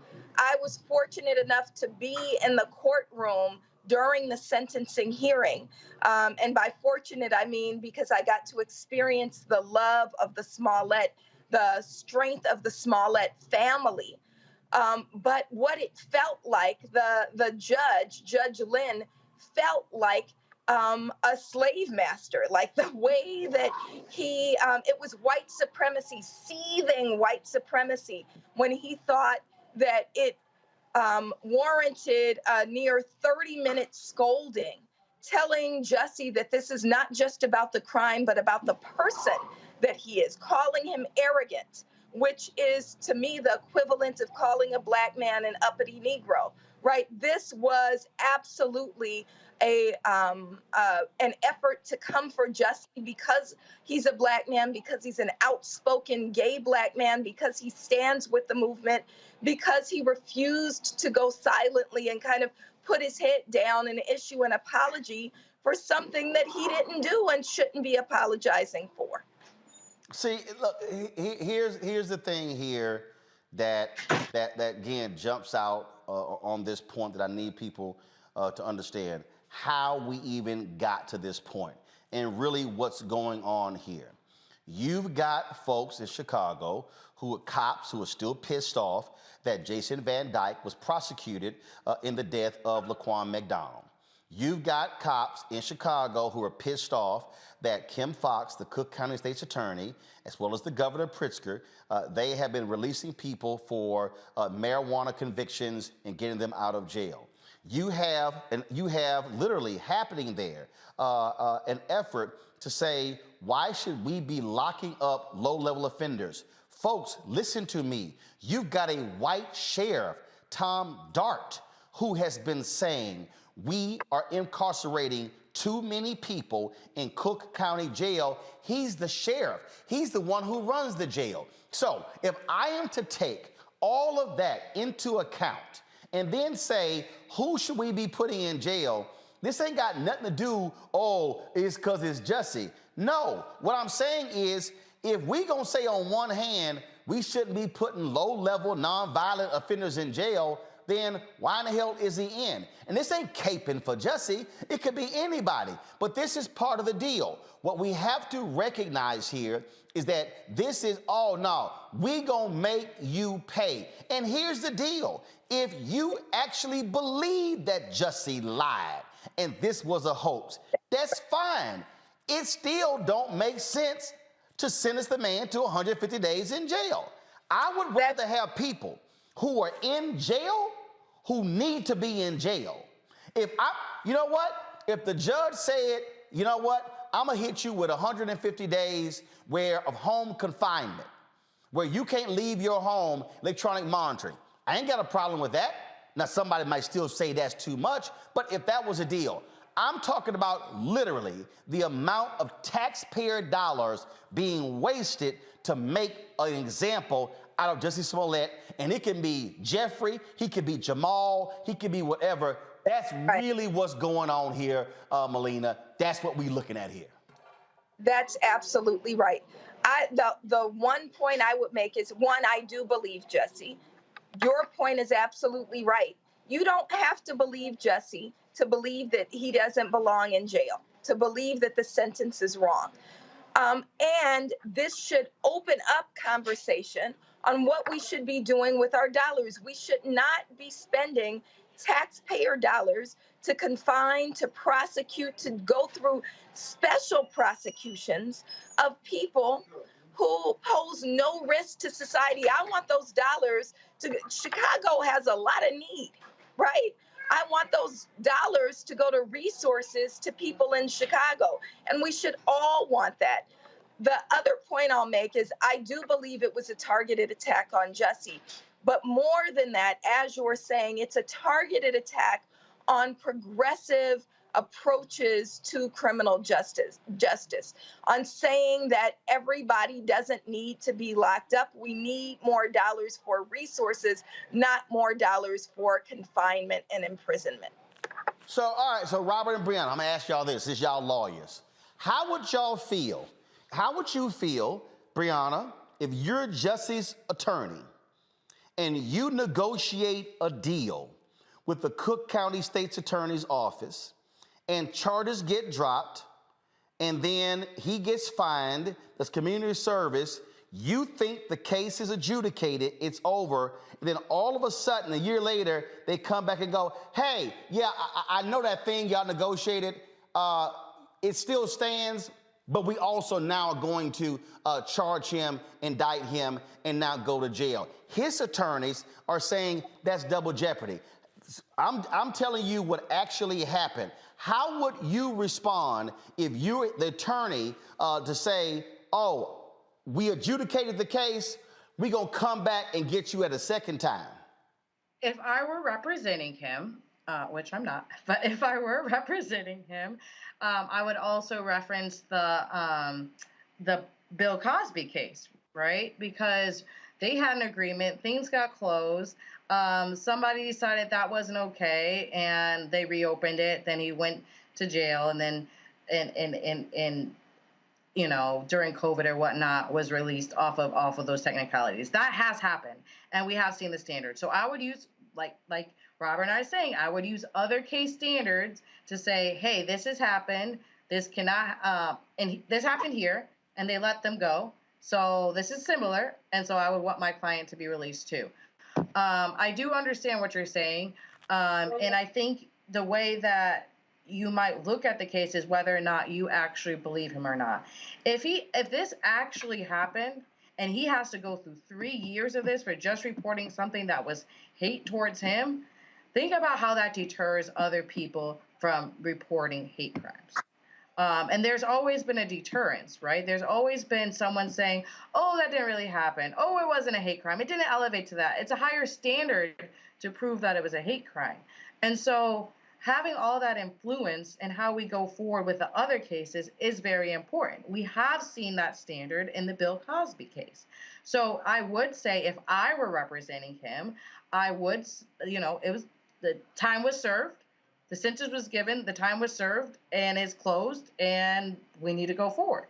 However, I'm not representing him, and they have to argue that. I want to, first of all, it looks like we're joined by one or both of the Smollett brothers.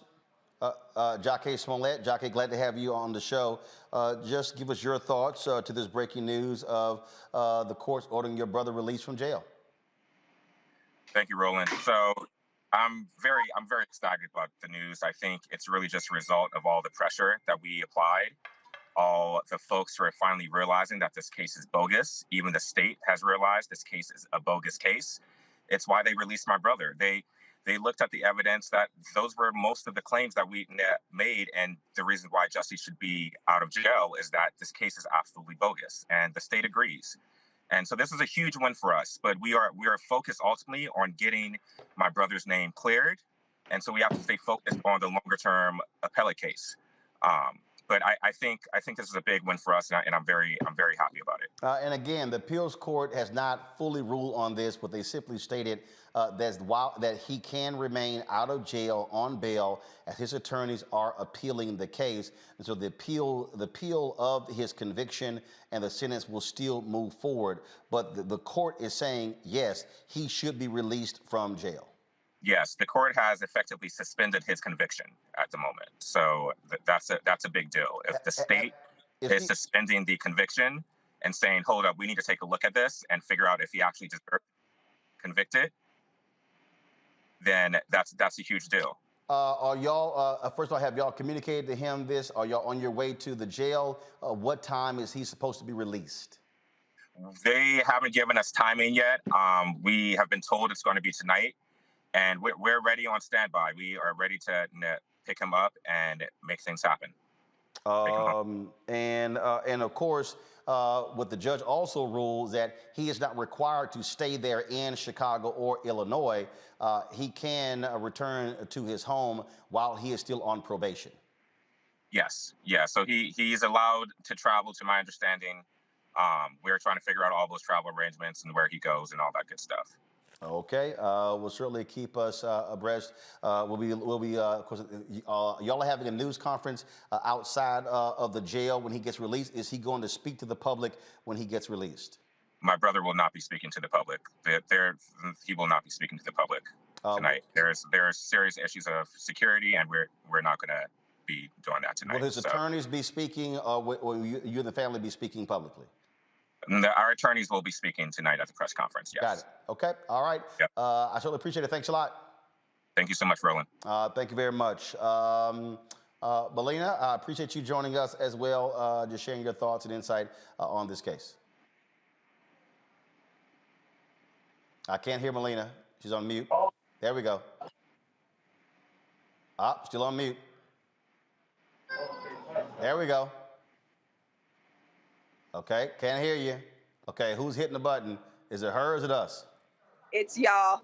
But thank you for lifting it up. Thank you for covering this. We appreciate you. I appreciate it. Thanks a bunch. Final thoughts in here, Robert. I'm going to go to you. Again, what I want people to understand what's going on here. What we're talking about here, this is not fully about Jussie Smollett. This is about people not liking Kim Foxx and the decision to override her decision. This is not, out of all, you think about the cases coming out of Chicago, this is not a major case. But they decided, no. We're going to go after you, Kim Foxx, and question your integrity, your character, and your discretion when it comes to this particular case. And that's why we're at this point right now. I think what also people need to understand exactly what's going to happen next in the case. So when you have an appeals bond, that simply means that you're going to be out of custody while you await the higher tribunal, the appeals court, to review your case. It's not a whole new trial. I think a lot of people get that misconception. When it goes to the appeals court, what you're doing is simply reviewing the kind of procedure of the trial. So the appeals court will be ruling on whether or not there was plain error on the part of the judge, whether or not the jury instructions were wrong.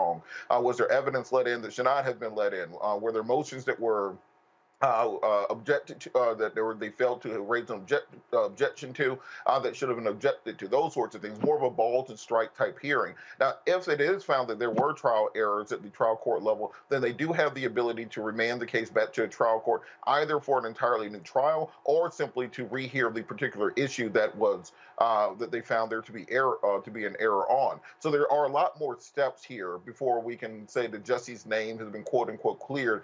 This is more of a procedural issue, allowing him to be out of custody while they are working those issues out, primarily because the amount of time that will elapse between now and when the actual appeal is heard will be more than the time that he is sentenced to. So I do think there's something that people need to monitor and pay attention to what precedent is being set by these issues, because since it is a high-profile case, there will be lawyers looking at this all around the city of Chicago who will be making these same motions saying, well, look, my client is a nonviolent first offender also. He should be out on an appeals bond awaiting sentencing also. So we do want to see what precedent this will set and what criteria are being put out there, because it will reverberate through the legal community for years to come. Indeed, but I want our people to be very well aware why we're even having this conversation today. Because it's a procedural conversation. Huh? It's a procedural conversation that you're stressing. No, it's not a procedure conversation. No, it's not.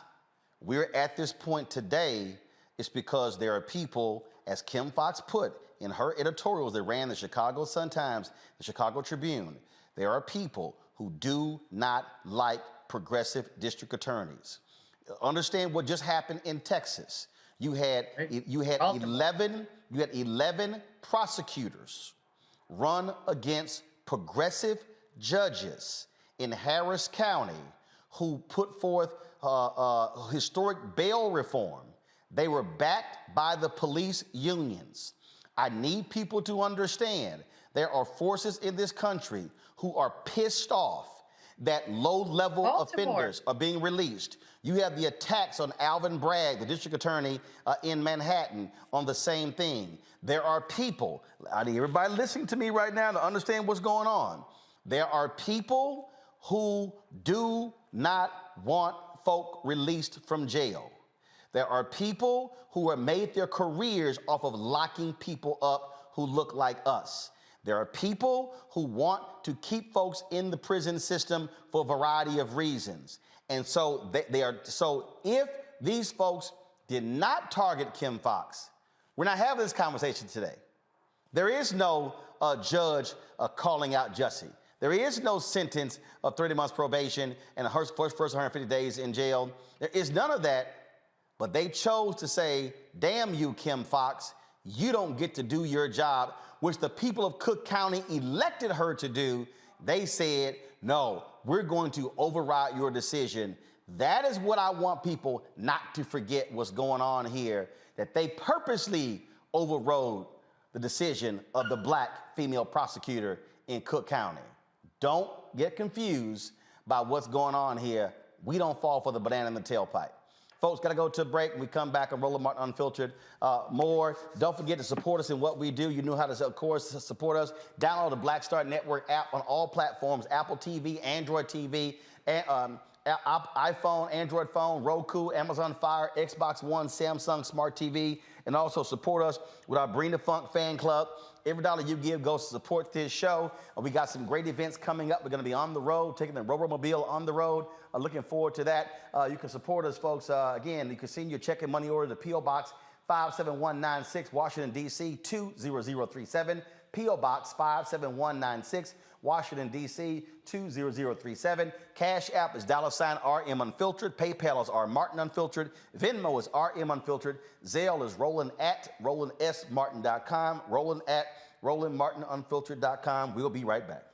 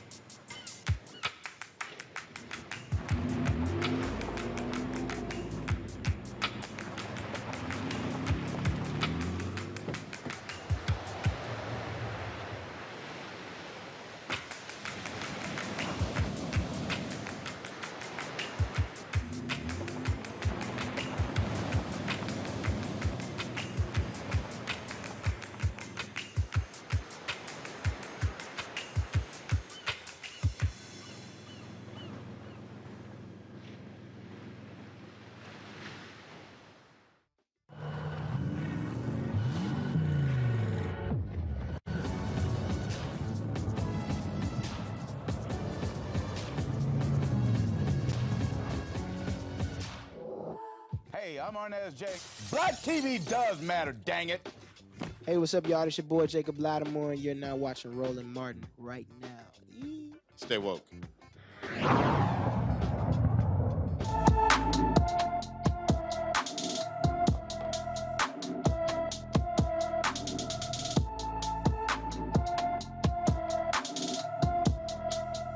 Folks, Paris Jones was last seen in Wildwood, Florida on January 28th. The 17-year-old is 5 feet 3 inches tall, weighs 130 pounds, with black hair and brown eyes. Anyone with information about Paris Jones should call the Sumter County, Florida Police Sheriff's Office at 352-569-1600, 352-569-1600. Folks, the family of Breonna Taylor is demanding the police officers involved in her death be held accountable. Breonna's mother, Tamika Palmer, and civil rights attorney Ben Crump met with the Department of Justice to ask them about getting justice for her daughter. They brought more than 20,000 signatures of those who want to have the officers involved in Breonna Taylor's death charged with them. Among the folks there, you see Until Freedom, My Son, Elena Sarsour, Tamika Mallory, Monique Presley was with them as well. Melanie Campbell was with them speaking in the news conference as well. Taylor was shot to death in March of 2020 after Louisville police officers delivered a no-knock warrant to her apartment. And so we'll let you know what the DOJ decides there, folks. Speaking of the Department of Justice, I got this note just a few moments ago. The DOJ, they have actually charged a former Louisville police officer with using excessive force. The federal grand jury in Kentucky today returned an indictment charging an Indiana woman with violating the individual's rights while acting as an officer for the Louisville Police Department. Katie Cruz, who's 29 of Jeffersonville, Indiana, has been charged with using a pepper ball gun to fire a pepper ball at an individual while the individual was standing on private property and not posing a threat to the defendant or others. This took place on June 1st, 2020. Cruz is charged with using unreasonable force. If convicted, she faces a maximum of 10 years in prison. This announcement was made by Kristen Clarke, who heads the Civil Rights Division of the Department of Justice. Amazon has committed $2 billion in funding to build affordable housing in the D.C. metropolitan area. Housing rates have skyrocketed in the area, and Amazon believes it can help the housing crisis by giving low-income residents housing options near metro stations and job opportunities. The two properties are expected to be completed by late 2023. Tuesday, the Senate confirmed the first African-American woman director of the Office of Management and Budget. Shalonda Young will manage and oversee the execution of the federal government budget. Young previously served as the acting director of the agency. She also worked at the House Appropriations Committee and had several Democratic staff roles. She is the 5th black woman in President Biden's cabinet, and the first one, of course, to lead this office as well. All right, folks, got to go to a short break. When we come back, our Tech Talk segment. You're watching Roland Martin Unfiltered right here on Star Network.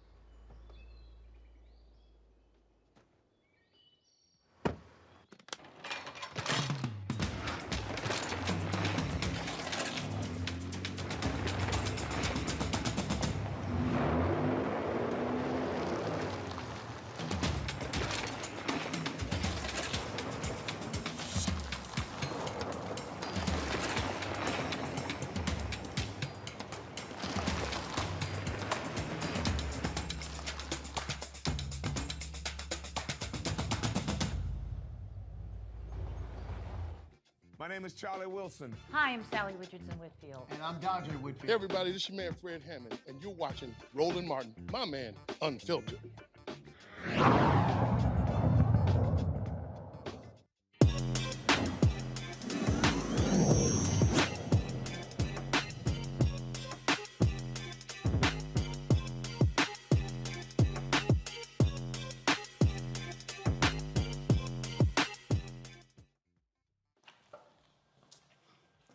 All right, folks, do you have a hard time finding black-owned businesses in your community? Well, a black entrepreneur has created a way for you to find local black companies in one easy step. The BLAPP app allows black merchants to sell products to app users directly. It's BLAPP. App users will be able to shop local while supporting businesses that range from black-owned restaurants and bars to black florists and plumbers. The founder is comedian John Laster. He says the app is like a black shopping mall on your phone. He joins us now from Brooklyn, New York. Glad to have you here. So, John, how did you decide to do this here? What was the impetus?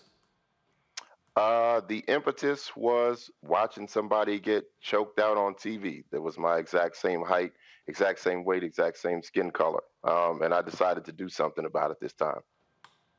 So with this here, was it a particular business? Were you going somewhere? Were you like, man, I would love to know some black-owned businesses around here? Yeah, man. You know, I've just been always one of those people that, you know, believe the yelling and screaming and boycotting and marching is good to highlight a problem, but it wasn't going to last. So I was trying to find something to do, man, that would actually have lasting change in our community. And the circulation of the dollar is where a lot of our problems start and end. So I was trying to find a way to do that, and it just so happens that the technology was ready to meet the idea. So how do folks? So how do you collect the data to know that the businesses exist?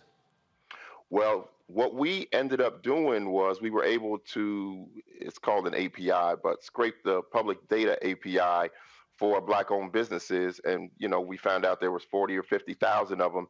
And then there's ways to clean up that search. But if I told you that, Roland, I'd have to kill you. How many businesses would you say you have on the app right now? I would say, man, somewhere around 45 to 50,000.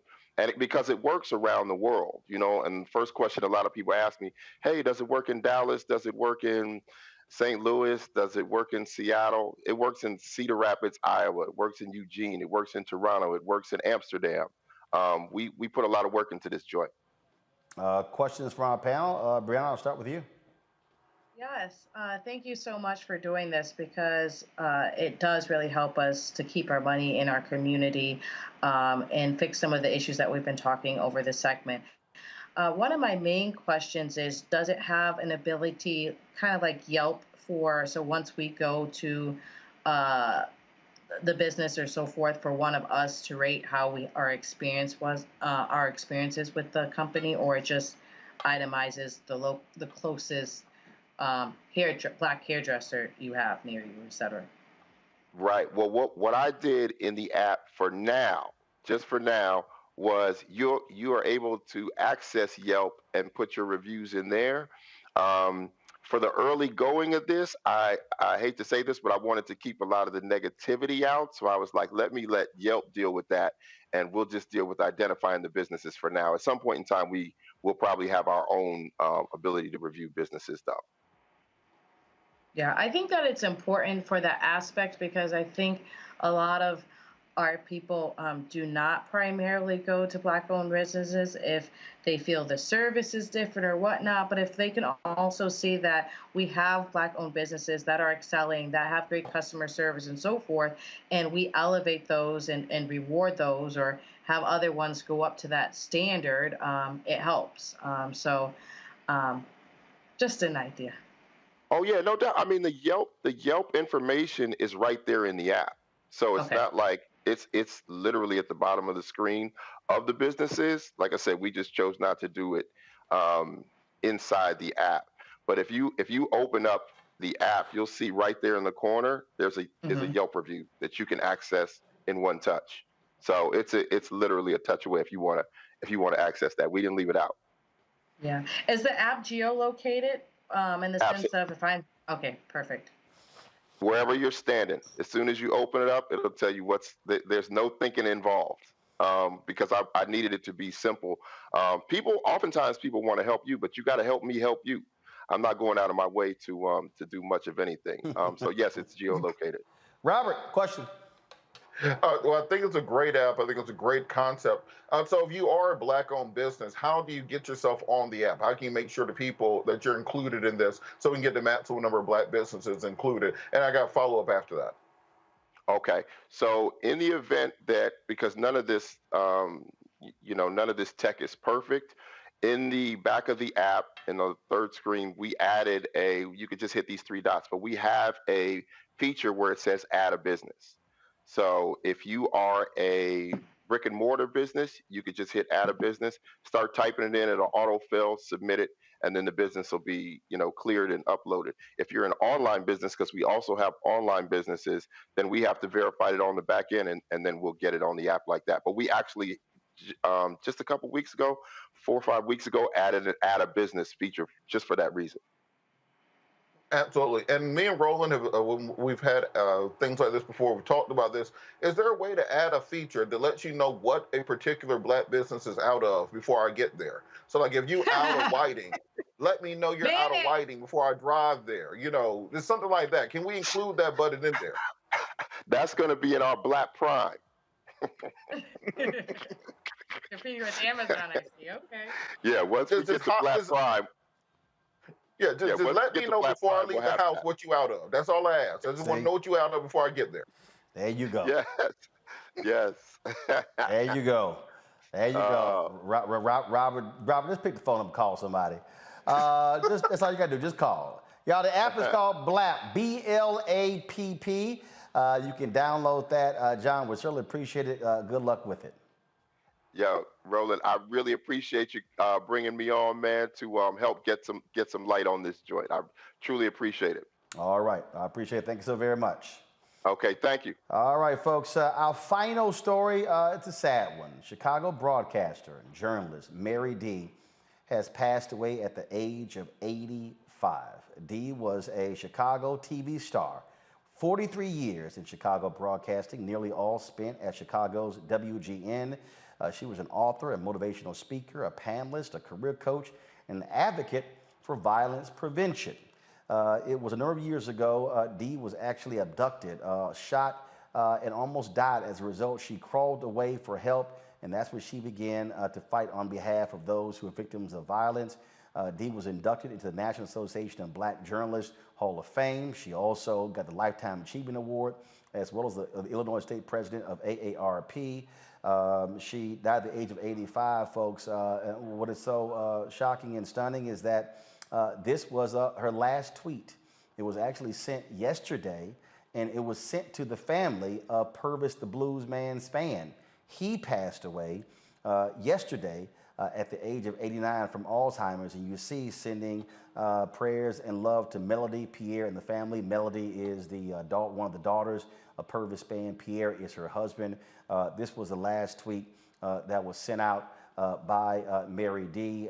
And her family posted this on her website. With great sadness, our family announces the loss of our beloved matriarch, the brightest light in our lives, Mary D., who died peacefully in her sleep at home. As you can imagine, our family is simply heartbroken and asks for privacy at this time. This webpage will be updated frequently with final arrangements, memorials, and other details. Folks, I lived 6 years in Chicago, oftentimes crossed Mary D out and about. She was an absolutely phenomenal sister, gorgeous woman, had a smile that, as you can see right here in the photo here, that lit up the entire room, $1 million smile. She moved with grace, she was elegant, she was poised, and she really was a treasure in Chicago. And so it is certainly surprising that she is now an ancestor. And so certainly prayers go out to her family as well, and all of the folks in Chicago and across the country who knew Mary D quite well. Folks, that is it for us. Let me thank Breonna and Robert. We lost Monique earlier due to some Wi-Fi issues in the hotel she was at. We appreciate her being on the show as well. Thanks a bunch. Folks, don't forget, if y'all want to support what we do, our goal here is real simple: to speak to the issues that we care about, and to also cover the stories that no one else is going to cover. And real quick, we were supposed to discuss the Tennessee story. We had the vice mayor of that town booked, but she canceled at the last minute. She has agreed to come on our show tomorrow, and so that's why I held that story. We'll talk about the takeover, the attempted takeover of that city in Tennessee tomorrow right here on the show. And so I just wanted to let you know what we're going to do with that particular story. But don't forget, folks, we need to get to 50,000 downloads of the Black Star Network app. We have more than 33,000 right now. Please download the app on your Apple phone, Android phone, Apple TV, Android TV, Roku, Amazon Fire TV, Xbox One, Samsung Smart TV. And of course, you also please support us in what we do. And that is our Bring the Funk fan club. Your dollars make it possible for us to do what we do.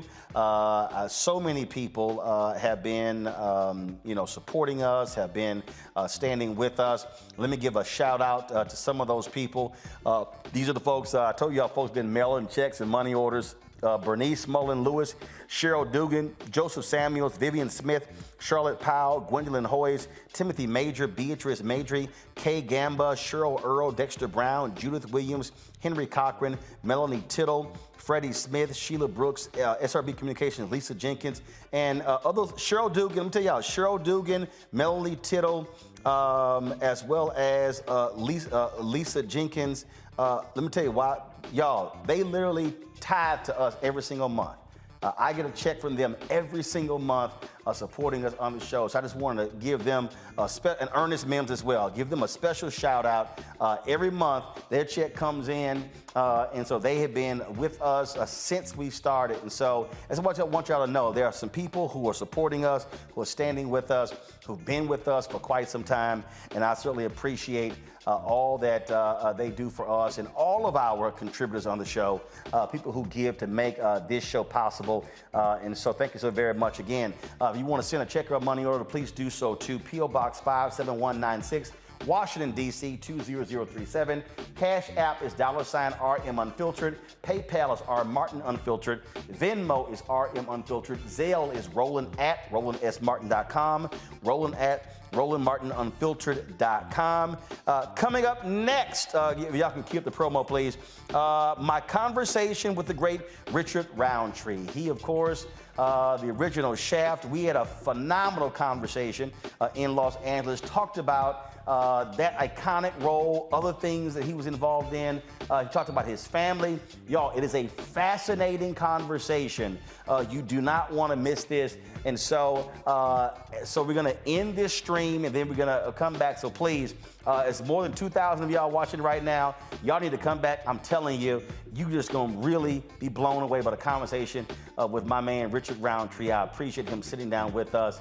And so after I say holla, we're going to roll this promo for y'all to check it out. So I will see y'all tomorrow right here, Roland Martin Unfiltered. Holla! I was in the telephone booth on 63rd and 3rd Avenue. Brought my coins in and dial the number. Mr. Parks, this is Richard Roundtree. Oh, yeah, yes. Well, you know, it looks like you got the role. I didn't know whether I'll go blind. Oh, really? Okay, well, wait. You can't tell anyone. Can I tell my parents? And I'm walking around town, and my fellow actors and models are saying, hey, you know what? Tree, I think I might have gotten that role. You hear this 2 or 3 different times. Right. Like, did he well, wait a minute. Was I dreaming that? Or then Gordon calls me up. I call Gordon, and he says, we're having the press announcing you are the Shaft. I get in the limo. When I pull up beside it, oh, Lord. What we used to call, I'm shitting in high cotton. Yes, in high cotton, yes. I get out, and all the press is there, and the actors, and I walk in, and Gordon announces, yes, this is Richard Roundtree. He's going to play the character Shaft. Magic.